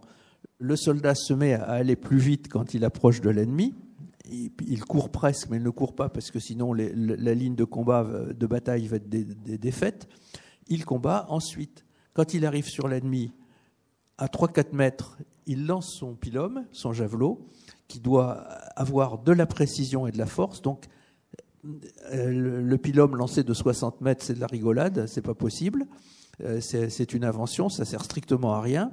Il le fait à 3-4 mètres. Il tue le premier bonhomme qui est en face de lui d'un coup de pilum. Ensuite, il continue en courant. Il lui donne un coup de bouclier. Alors, c'est lui à apprécier s'il va le frapper avec le limbo, le haut, le bas, etc. Le barbare perd l'équilibre pendant 3 secondes. Et à ce moment-là, pof, le coup d'épée, il le tue, incontinent. Et ensuite, il passe au suivant. Alors, réfléchissez.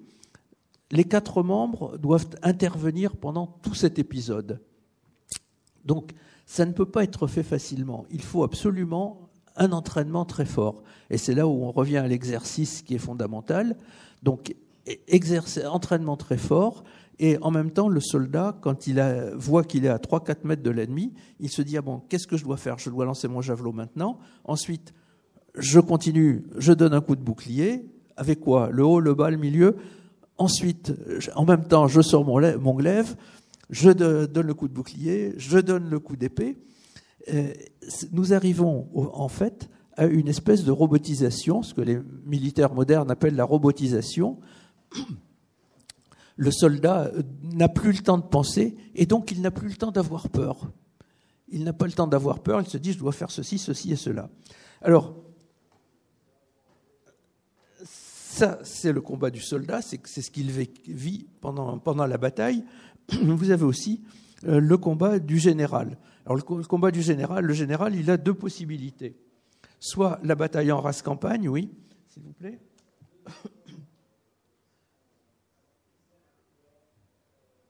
Voilà, que vous voyez ici.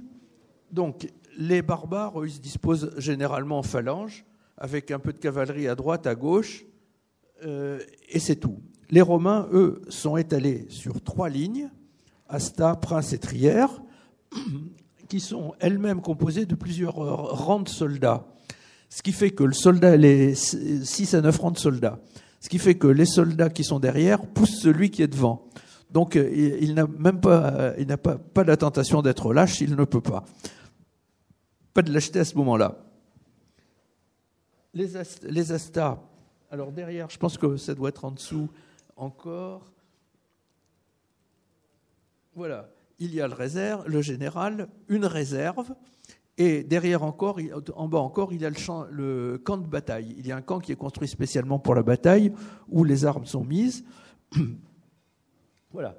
Et donc le combat, c'est d'abord celui des astas, première ligne des astas qui interviennent d'abord, ensuite premier rang des astas qui intervient d'abord, Puis quand le premier rang est détruit, le deuxième rang intervient, puis le troisième rang, puis le quatrième. On arrive ensuite éventuellement au prince, très éventuellement aux trières. Alors là, il y a un proverbe latin qui dit qui est une expression latine qui dit « l'affaire en vient aux trières ». Ça veut dire là, on est mal parti. Ce sont tous de très bons soldats, de très vieux soldats, bien entraînés. Mais enfin bon, quand les deux premières lignes ont été détruites, les trières ne peuvent pas faire de miracle. Alors, ça, c'est la bataille en race campagne. C'est ce que les Romains préfèrent parce que ça prouve leur courage. Ils combattent l'ennemi les yeux dans les yeux. Deuxième possibilité, ça doit être... Voilà, oui, c'est des possibilités que le général a. Il peut faire un triangle, un cuneus, une pointe pour enfoncer le dispositif ennemi. Continuez, s'il vous plaît. Il a aussi, excusez-moi, mais ce dessin est incomplet. Il a aussi l'impossibilité de prolonger son aile droite. Le général prolonge son aile droite toujours vers la droite, puis il lui fait faire un mouvement enveloppant qui enveloppe l'aile ennemie et la prend en même temps à revers. Il faut que la cavalerie romaine ait chassé la cavalerie barbare. C'est la troisième possibilité. Donc, première possibilité, choc, arme, choc brutal, unité contre unité. Deuxième, le cuneus, le coin. Et troisième, c'est l'aile qui est la manœuvre enveloppante. Ensuite, nous arrivons aussi. Deuxième possibilité, c'est le siège. Alors, les Romains aiment moins parce que le siège, c'est quand même plus lâche. Mais en revanche, ce qu'ils apprécient, c'est quand même que ça économise du sang romain. Si le siège est bien fait, dans la guerre des Gaules, on en a un certain nombre d'exemples. Quand les barbares voient ce que les Romains sont capables de faire comme machine, ils se rendent tout de suite. Ce n'est pas la peine, on ne les vaincra pas. Autant éviter de mourir, rendons-nous. Alors, le général romain a trois possibilités. Ce qui s'oppose à lui, c'est le mur. Passer sous le mur, à travers le mur ou au-dessus du mur.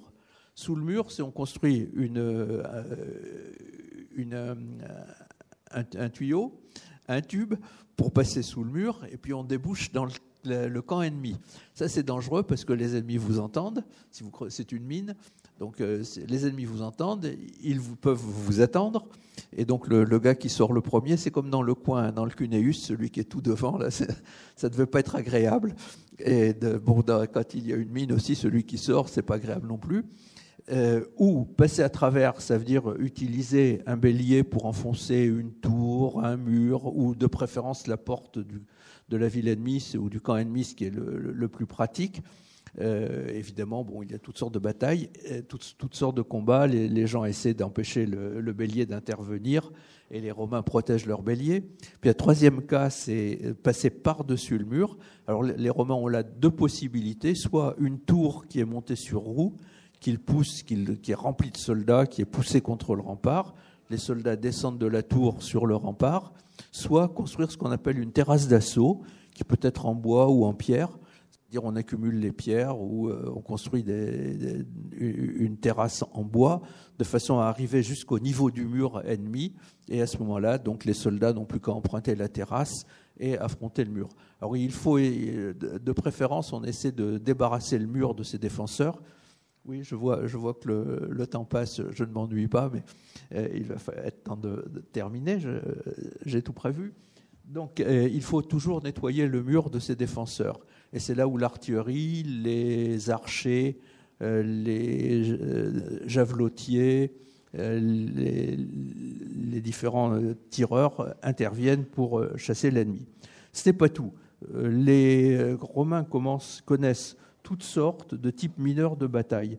La bataille en milieu urbain, qui a lieu après un siège, le combat en montagne, qui n'a jamais été étudié, sauf par une jeune fille qui ne connaissait pas bien la documentation, la bataille de nuit. Contrairement à ce qu'on a écrit dans certains ouvrages, les Romains ont pratiqué la bataille de nuit. La contre-insurrection, quand des barbares se révoltaient, comme ont fait les Vénètes ou les Morins et les Ménapes de la Flandre actuelle. Les Romains avaient une tactique de contre-insurrection qui était terriblement efficace. C'est-à-dire qu'il détruisait tout, il tuait tout le monde, il tuait tout ce qui bougeait, les hommes, les femmes, les enfants, les vaches, les chevaux, les oiseaux, etc. Et puis ils incendiaient ce qui ne bougeait pas, c'est-à-dire les maisons, les temples, etc. Donc quand César était passé quelque part, il ne restait plus rien. L'insurrection avait été vaincue. Il y a aussi d'autres choses qu'on pourrait évoquer très brièvement, ce qu'on a appelé la guerre biologique et chimique. Bon, c'est un peu pompeux comme expression. Ça consiste à des astuces qui sont assez banales. On enfume des gens qui se sont réfugiés dans une grotte, c'est de la guerre chimique, où avec des pièces d'artillerie, on balance un cadavre, le cadavre d'un homme qui est mort de la peste, ou des boules, un vase qui est rempli d'abeilles, qui en se cassant se répandent sur les gens assaillis, ou encore un vase rempli de scorpions. Bon, c'est ce qu'on appelait la guerre chimique et biologique. Monsieur Lebecq, juste pour revenir sur le combat en milieu urbain, qui est en fait un terme aujourd'hui très d'actualité. Oui. Parmi les unités d'infanterie, en quoi cela consistait-il pour le légionnaire romain? Eh bien, je pense notamment au siège siège de Jérusalem. Pour là, on a des preuves, des documents qui sont très très précis, notamment peut-être plus que sur le siège de Jérusalem, sur le siège de Carthage en 146 avant Jésus-Christ, mais ça n'a pas changé. Donc, les soldats avancent dans les rues sur un front. Ils ne s'avancent pas isolément, ils constituent un front, ils s'avancent dans la rue. Ils tiennent leur bouclier sur la tête parce que les civils peuvent jeter des pierres ou des tuiles sur eux. Et en même temps, il y a d'autres soldats qui entrent dans les maisons et qui là tuent tout ce qui bouge. Il rencontre une femme, un enfant, un vieillard. Il a droit à avoir un coup d'épée dans le ventre. Et une fois que ces gens-là ont été tués ou considérés comme tués, ils ne sont pas forcément morts. Ils sont jetés dans la rue de façon à ce que les maisons soient bien nettoyées. Ils sont jetés dans la rue et c'est la cavalerie qui suit les légionnaires qui achève les blessés sous les sabots des chevaux. Oui, madame, la guerre est une horreur. Je suis bien d'accord avec vous. Donc, voilà. Donc, j'ai presque terminé. Donc, je voudrais dire quand même un dernier mot en guise de conclusion, que l'efficacité de l'armée romaine, comme vous vous y attendiez, ne s'explique pas par une seule raison, mais par tout un faisceau de raisons. Un encadrement de qualité, un recrutement de qualité, la psychologie des dieux, des hommes, la diversité des unités, la discipline, l'exercice, l'armement, la tactique, etc. Toutes ces raisons combinées font que l'armée romaine a été incontestablement la plus efficace qu'ait connue l'humanité. Il y a aussi la psychologie, j'oubliais de le dire. Les dieux sont avec eux parce qu'ils sont romains et qu'ils ont respecté le droit. Il y a donc la psychologie qui intervient. Il y a aussi peut-être ce qu'on appelle le PTS de nos jours, hein, le stress post-traumatique que les Romains évitent par des pratiques que notre morale condamne. J'ai oublié de le dire, après une bataille, les soldats font du butin, ils s'enrichissent, ils violent les femmes et les filles des vaincus. Même s'ils n'en ont pas envie, il faut le faire pour montrer qu'elles sont devenues des esclaves, qu'ils sont les vainqueurs.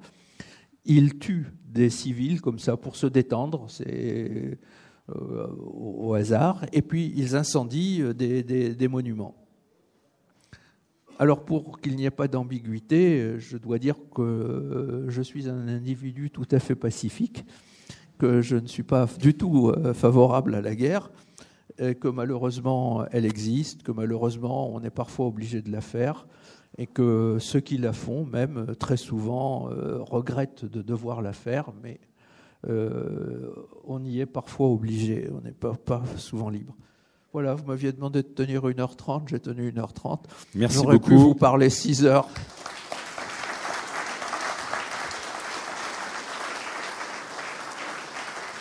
Mais ce n'est pas tout à fait fini.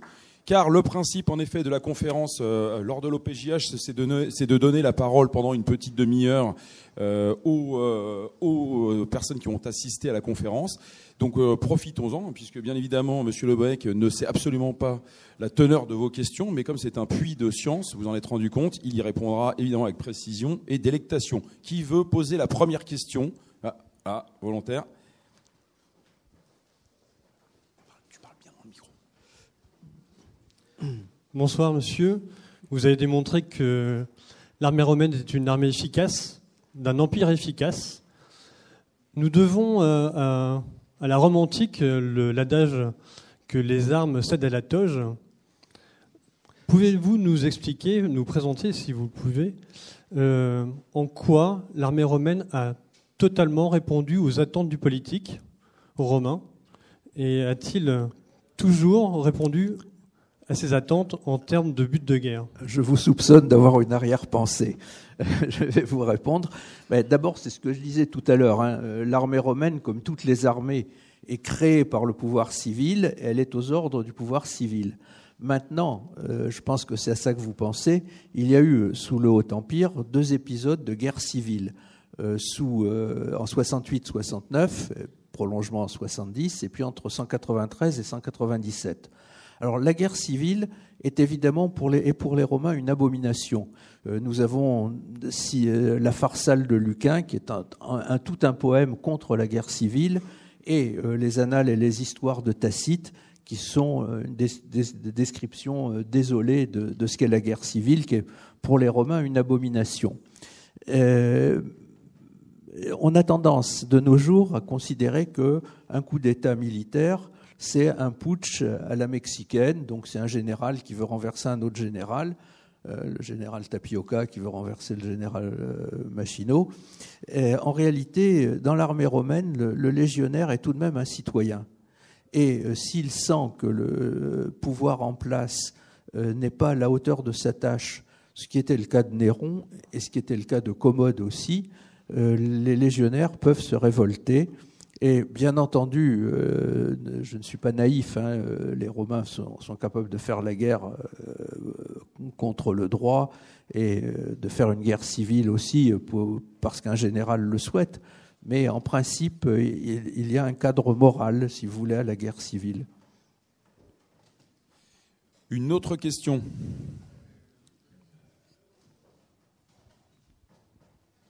Oui, est-ce qu'on a une idée du coût humain de la guerre des Gaules en termes du coût humain de la guerre des Gaules romain, du côté gaulois? Eh bien, du côté des Romains, César s'est bien gardé de le dire. Mais si on fait un petit peu le compte des légions qui ont été détruites, des combats, etc.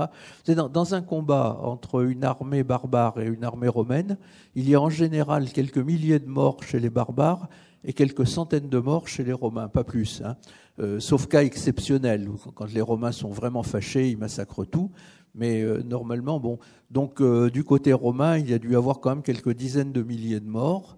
Du côté gaulois, les calculs sont difficiles à faire aussi, et également difficiles. On peut penser qu'il y a eu entre 1 et 3 millions de morts en Gaule. La fameuse application de « on détruit tout » lorsque les personnes se révoltent? Oui. Pardon? Non, je disais la fameuse application de ce que l'armée romaine détruit tout lorsqu'on se révolte. Oui, absolument. Oui, absolument. Il y a un monsieur ici. Là. Attendez, vous donnez le micro pour que tout le monde entende. Oui, en fait, j'ai plusieurs questions. Les 2 premières. Comment vous expliquez que l'armée romaine a atteint son efficacité optimale sous l'Empire, alors que la plupart des conquêtes ont été faites sous la République? Et une question. Je ne l'explique pas, je le constate. Il y a une évolution de l'armée romaine qui se fait régulièrement. Et l'Empire a simplement créé une armée, Auguste a créé une armée permanente et officiellement professionnelle, mais elle était déjà professionnelle. Donc, si vous voulez, c'est tout un petit processus qui s'achève à l'époque d'Auguste. Pourquoi Pardon.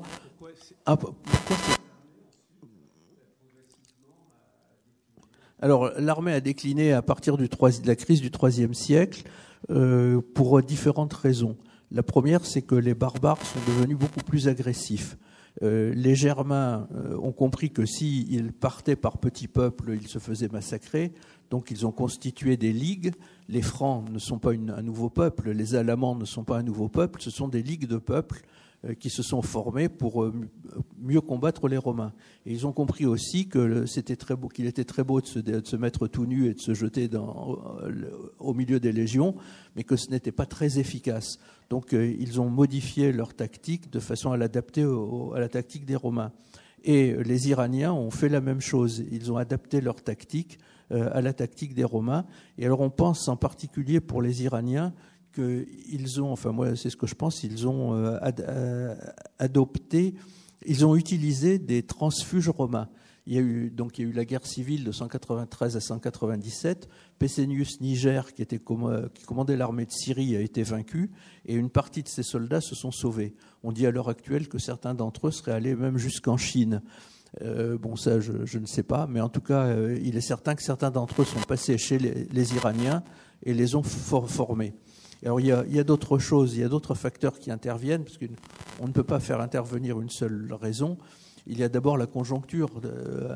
Les humains, comme les peuples, les États, etc., naissent, grandissent et meurent. C'est inévitable. Donc la conjoncture, il fallait que l'Empire romain disparaisse. Et puis il y a une cause sur laquelle moi j'ai attiré l'attention, je crois le premier, ça me paraît très important, c'est la condition économique. Pendant les guerres civiles, les généraux, Septime Sévère, notamment, Septime Sévère a augmenté considérablement le salaire des soldats. Alors les soldats étaient contents, c'était sympathique, mais Septime Sévère n'avait pas fait l'ESSEC, ni aucune école de commerce. Il ne connaissait pas le fonctionnement de la monnaie. Quand on lui dit le procurateur chargé de la monnaie venait lui dire « mais je ne vais pas pouvoir payer les soldats », Septime Sévère lui répondait « je m'en fiche, c'est ton problème, c'est pas le mien ». Et alors le procurateur n'avait qu'une solution, c'était de faire des pièces, de mélanger davantage de métal vil au métal précieux et de faire des pièces de plus en plus petites. Alors on est arrivé à la fin du IIIe siècle avec les monnaies de Tétricus qui étaient uniquement en bronze et qui étaient comme l'ongle de mon petit doigt, qui étaient toutes fines. Donc il y a eu une crise monétaire très importante, les soldats étaient mal payés. Et il faut bien payer les soldats. Ça, c'est quelque chose que tous les militaires savent. Si on ne paie pas bien les soldats, ils ne se battent pas pour l'argent. On n'entre pas dans l'armée comme dans l'université pour être riche. Il faut payer les soldats décemment. Si on ne les paie pas bien, ils se battent mal. Et puis, ils évitent le service militaire. Ils trouvent des astuces pour ne pas faire leur service militaire. Et donc, il y a une dégradation de la qualité des soldats. Donc des barbares plus agressifs, une crise militaire incontestablement, une crise financière et la conjoncture inévitable. L'Empire romain n'aurait pas pu survivre jusqu'au XXIe siècle. Oui. Sur la violence intrinsèque du peuple romain, en fait, dans les courses de la guerre et dans la façon de mener la guerre. Le soldat romain n'était pas violent. Si, la guerre est violente par définition. Vous ne pouvez pas faire une guerre avec des fleurs. Donc il faut donner des coups d'épée. Un coup d'épée, c'est un acte violent. Mais les soldats romains avaient le ius in bello, des règles de combat, qui est que quand l'ennemi se rend, il se rend. On ne va quand même pas le tuer. Au contraire, ça fait un esclave, sa femme est un esclave, ses enfants sont des esclaves.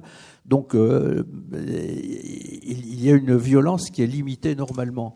Mais dans certains cas, la violence est complètement déchaînée et il y a un massacre total de l'armée ennemie. Alors c'est ce que vous avez à Avaricum pendant la guerre des Gaules en 52.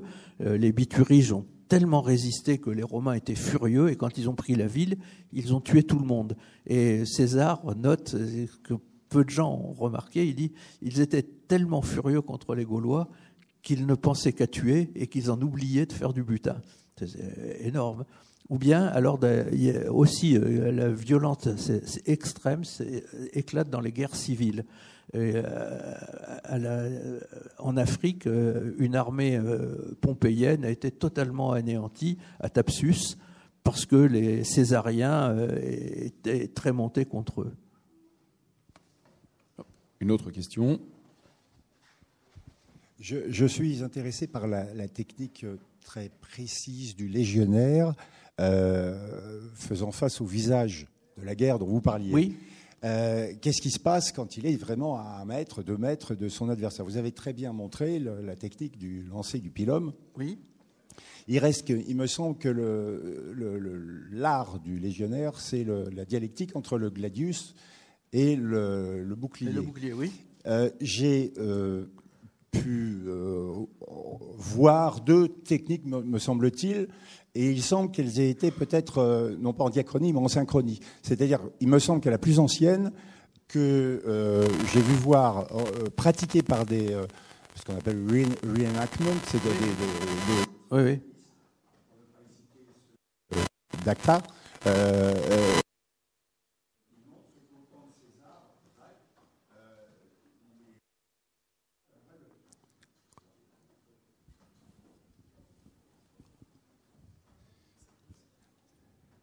Le légionnaire avait une possibilité, avec sa prise par rapport au bouclier, c'est de laisser le bouclier contre le bras et en montant le bras, il avait donc toute la longueur du bouclier qui pouvait percuter directement le visage de l'adversaire.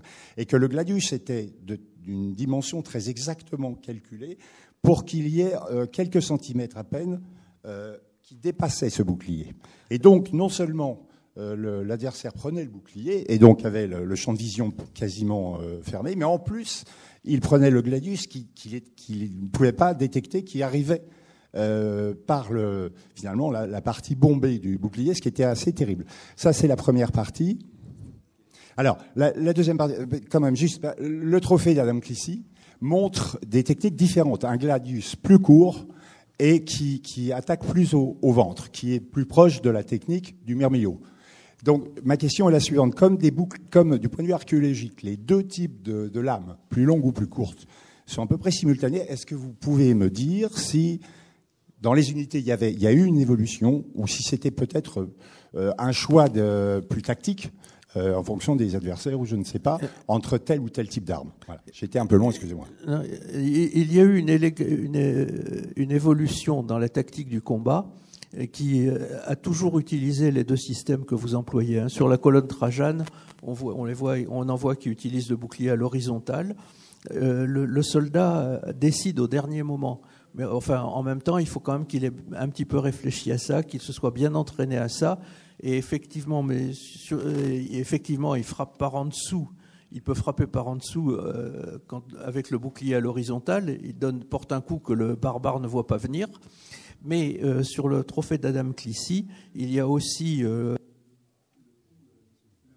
le coup qui est de haut en bas, l'épée qui entre dans l'épaule et qui s'enfonce complètement. Et là, ces coups d'épée montrent que le légionnaire devait avoir une force physique énorme, parce qu'enfoncer 70 cm de fer dans un bonhomme, c'est pas évident, hein.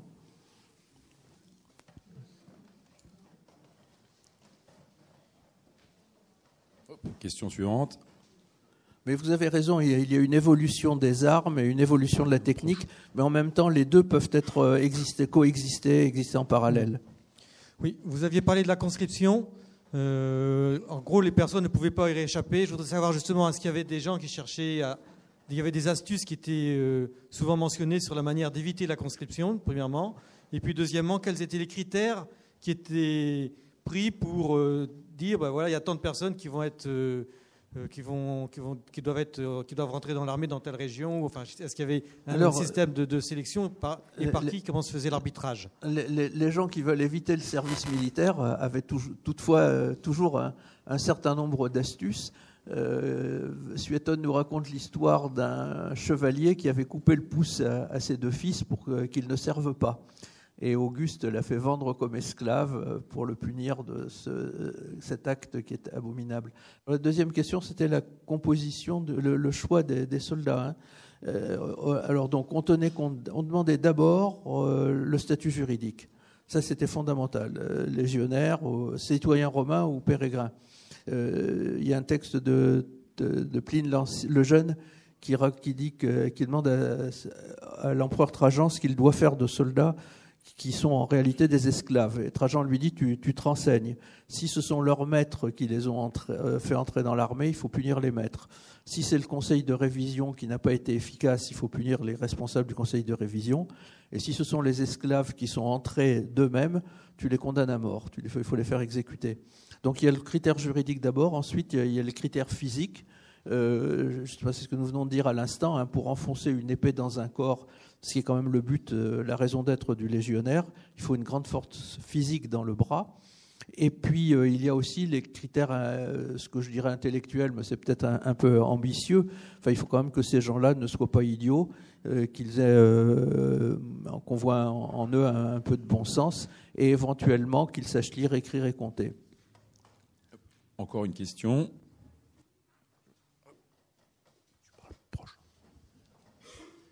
Oui. Que doit l'armée romaine que vous avez décrite à la civilisation grecque ? Eh bien, à la fois beaucoup et peu. Par exemple, les Romains utilisaient beaucoup les machines grecques dans l'artillerie et dans l'art des sièges. Mais pour le combat, c'était quand même très original. Hein, pour la tactique des Romains était incomparable, ne pouvait pas être comparée à celle des Grecs. Alors je pense que vous avez peut-être en tête les comparaisons qu'on fait à l'heure actuelle pour savoir si la légion d'Alexandre était meilleure que la phalange d'Alexandre était ou non meilleure que la légion romaine. Alors, on imagine donc que les deux unités sont dans la même plaine, avec le vent de côté, le soleil de côté, les soldats sont également reposés, etc. Toutes les conditions sont les mêmes. Qui est-ce qui gagne ? Eh bien, moi, je vais vous dire, l'histoire l'a prouvé, c'est les légionnaires. Ça n'enlève pas le mérite des phalangites d'Alexandre, hein, pour qui j'ai beaucoup de respect et d'admiration, mais c'est les légionnaires qui ont quand même vaincu les Macédoniens dans toutes les batailles.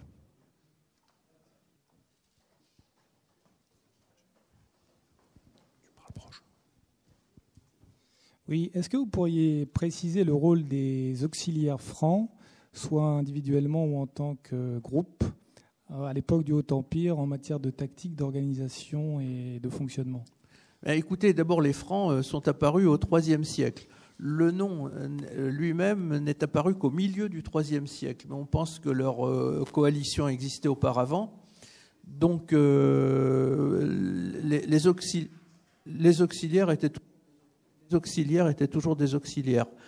Jusqu'au IVe siècle encore, dans Ammien Marcellin, on voit que c'est la légion qui est l'élément essentiel.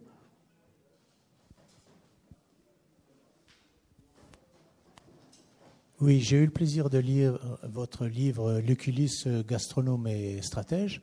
Et donc, j'ai vu, vous aviez évoqué l'indiscipline dans la Légion romaine. J'ai vu à un moment, Lucullus, il a dû arrêter parce que ces légions étaient indisciplinées, ne voulaient plus avancer. Donc, est-ce que ça s'est produit souvent ? Puisque là, on parle que de Lucullus, mais en général... Puisque normalement, vous disiez que l'indiscipline était la peine de mort. Vous avez là-dessus un excellent petit livre de Catherine Wolf sur l'armée romaine, une armée modèle, point d'interrogation, où elle relève un certain nombre d'actes d'indiscipline, en gros de mutinerie et de désertion. Et bon, il y en a eu, oui. Malgré la férocité de la discipline, hein, c'était des hommes. Enfin, moi, quand je vois les légionnaires, les peines qu'ils encouraient, la dureté de la vie, etc. C'était des hommes qui n'accordaient pas une trop grande importance à leur vie, qui pensaient qu'il y avait des choses qui justifiaient qu'ils prennent le risque d'être tués. Vous savez, quand on s'engage dans l'armée, c'est pas comme quand on s'engage dans l'université, hein, les dangers sont plus grands. Une petite remarque et après une question dans un autre domaine.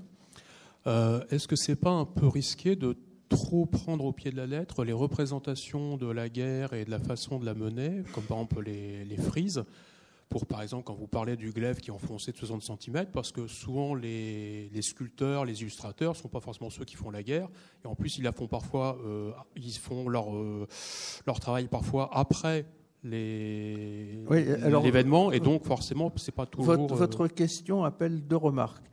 La première, c'est que quand un sculpteur fait une sculpture, c'est sur une commande. Donc on lui dit, vous faites ceci, ou vous mettez ceci, ou vous mettez cela. Et si c'est vraiment trop invraisemblable, le commanditaire lui dit non, ça ne marche pas, personne ne croira ça. Et puis ensuite, deuxièmement, c'est, si vous voulez, une question de méthodologie de l'historien. Nous sommes, l'historien de l'Antiquité, à peu de sources, et il est obligé de les utiliser en les critiquant le plus possible. Mais il y a un moment où nous n'avons pas les moyens de critiquer les sources. Et alors, nous les acceptons. On dit, bon, c'est comme ça. Sous-entendu, bien entendu, parce qu'on ne peut pas le mettre à chaque fois, jusqu'à ce qu'un nouveau document ou une nouvelle analyse nous prouve le contraire. Alors, vous savez, j'ai étudié l'armée romaine depuis 1971 ou 72. Il y a des choses que je crois aujourd'hui que je ne croyais pas autrefois. J'ai des découvertes que j'ai faites. Bon. Et ma question, par contre, en fait, ça porte sur ce qui est hygiène et santé. Comment de quoi étaient capables de soigner les médecins romains qui accompagnaient la Légion, donc de quel type de blessure, donc de quoi pouvait survivre un légionnaire romain, et quel était le sort de ceux qui avaient une inaptitude définitive ou alors qui dure peu de temps pendant une campagne. Oui, qu'est-ce qu'ils faisaient, des mutilés, des inaptes? Je n'ai pas eu le temps de parler de ces questions de santé et du service de santé de l'armée romaine qui existait. C'est un service parmi les autres. Alors, les médecins militaires, les médecins de l'armée romaine n'avaient pas fait d'études. Il n'y avait pas d'université et même souvent, ils n'avaient rien lu du tout. C'était des gens qui avaient appris leur métier sur le tas et qui l'amélioraient au fur et à mesure des circonstances comme ils le pouvaient. Et de ce que nous savons par ailleurs, c'est que d'une manière générale, il y avait des traitements qui étaient efficaces. En particulier, je crois même que c'est le seul d'ailleurs, c'est l'amputation d'un membre pour éviter que la gangrène ne s'y mette. Il y a une description qui est terrifiante, j'ai trouvé ça dans un auteur. Il faut parler calmement au blessé, lui dire que c'est pas grave, que ça va bien se passer. Il faut trouver 4 bons hommes très solides pour bien le maintenir. Et puis, dit l'auteur, il faut aller le plus vite possible. Voilà, donc il y a la chirurgie. Ensuite, il y a des traitements qui, s'ils ne font pas de mal, ne font pas de bien, c'est-à-dire des tisanes, des soupes, des trucs comme ça. Pour guérir une hémorragie, c'est pas très efficace. Il y a aussi, oui, j'allais l'oublier, les pansements qui sont faits avec des linges souillés ou carrément, quelquefois, on met de la terre sur une hémorragie pour essayer de l'arrêter. On ramasse de la terre par terre et on la met sur la plaie. Et puis, ce qui est le plus fréquent comme soin, c'est la magie. Alors, j'ai retrouvé aussi toute une série de pratiques magiques. Alors, c'est assez étonnant parce que les gens de l'Antiquité nous donnent seulement le début de la pratique et nous ne disent jamais ce qu'ils nous disent à un moment donné. Bon, ça, le reste, on ne vous le dit pas, c'est secret. Donc, comme ça, on ne peut pas l'employer, on ne peut pas savoir.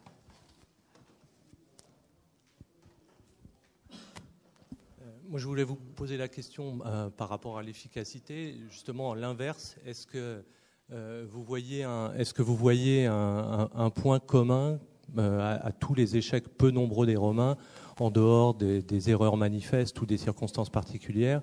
Et d'une manière plus générale, est-ce qu'il y avait une faiblesse qui préoccupait les Romains, même au temps de l'apogée de leur armée? J'ai réfléchi à cette question et j'ai constaté que très souvent les échecs de l'armée romaine viennent d'une erreur du commandement.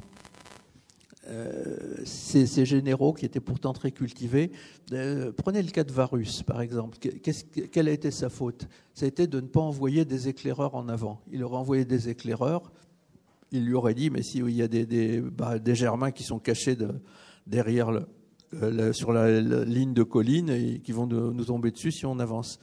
Il n'a pas envoyé d'éclaireurs. Mais d'un autre côté, pourquoi ne les a-t-il pas envoyés? Peut-être par insouciance, vraiment la faute professionnelle. Peut-être aussi parce que cet événement s'est produit à un moment où il avait été bêtement mis en confiance par Arminius, qui lui avait dit « Mais non, je vais te dire où passer, c'est un endroit très sûr et tout ». Et puis en même temps, les soldats étaient très fatigués. Ils avaient eu une campagne très dure, il faisait froid, il pleuvait, ils étaient fatigués, ils avaient une charge lourde. Évidemment, les échecs s'expliquent sans doute par des raisons complexes, mais je crois que très souvent c'est une faute du commandement. Crassus à Carae, c'est aussi une faute de commandement qui l'a entraîné à la défaite. Flaminius au lac Trasimène, c'est exactement comme au Teutobourg, c'est parce qu'il n'a pas envoyé d'éclaireurs en avant. Sinon, les éclaireurs lui ont dit « Mais les Carthaginois sont tous sur la colline et ils nous attendent. » Une dernière question. Oui, vous avez dit que les Romains étaient des gens qui étaient très pieux. Vous avez aussi précisé qu'ils n'avaient jamais fait la guerre pour des raisons religieuses. On sait aussi que la religion de l'Empire romain a évolué au cours du temps, puisque le christianisme est devenu la religion officielle de l'Empire sous Constantin, même s'il y a eu quelques retours en arrière. Alors, est-ce qu'on ne peut pas penser toutefois que la religion a pu jouer un rôle dans le déclin progressif de l'Empire romain, ou alors est-ce que c'est marginal? Mais c'est une thèse qui a cours et à laquelle je n'adhère pas beaucoup. Parce que, bon, il est clair que les Romains... Parce que ce qu'on n'imagine pas souvent, c'est que les Romains croyaient que tous les humains adoraient les mêmes dieux, mais sous des noms différents. Bon, Taranis, c'est notre Jupiter. Bon, ils croyaient ça. Donc, ils ne cherchaient pas à imposer leur dieu, puisque les autres avaient déjà les mêmes dieux. Et alors, est-ce que la religion a été une cause de déclin de l'armée romaine? Je veux dire, est-ce que le christianisme à l'intérieur de l'armée a été une cause de déclin? Oui, mais peut-être, oui, mais une cause mineure, parce que les chrétiens étaient peu nombreux. C'était une époque où ils trouvaient facilement à s'exonérer. Alors, dans le livre sur l'armée romaine du Bas-Empire, j'ai rassemblé un certain nombre d'exemples où on voit que les évêques ont quand même des ordres, des conseils contradictoires à donner aux soldats. Alors le même évêque va dire à un soldat oui, tu dois accomplir ton devoir, c'est-à-dire te battre contre les barbares. Et puis 3 minutes après, il dit oui, mais si tu tues des barbares, tu es privé de communion pendant 3 ans.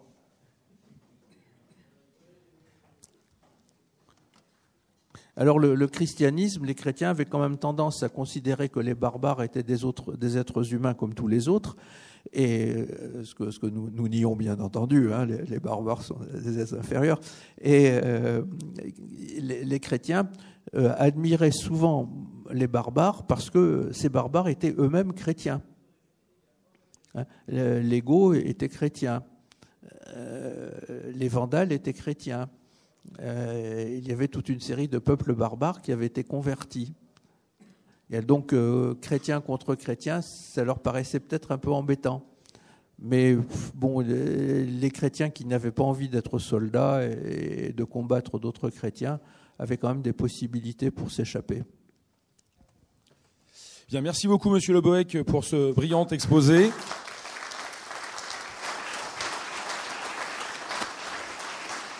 Alors, Monsieur Le Bohec reste encore Monsieur Le Boeck reste encore parmi nous un certain temps, puisqu'il se prête à l'exercice de la dédicace après la conférence. Donc, alors avant, ceux qui étaient déjà, j'espère, convaincus de son talent le seront sans doute encore maintenant. Vous pouvez toujours donc faire dédicacer les livres ou acheter ses ouvrages. Merci beaucoup. À l'année prochaine pour une autre conférence. C'est moi qui vous remercie de votre présence. Je vous souhaite une bonne soirée.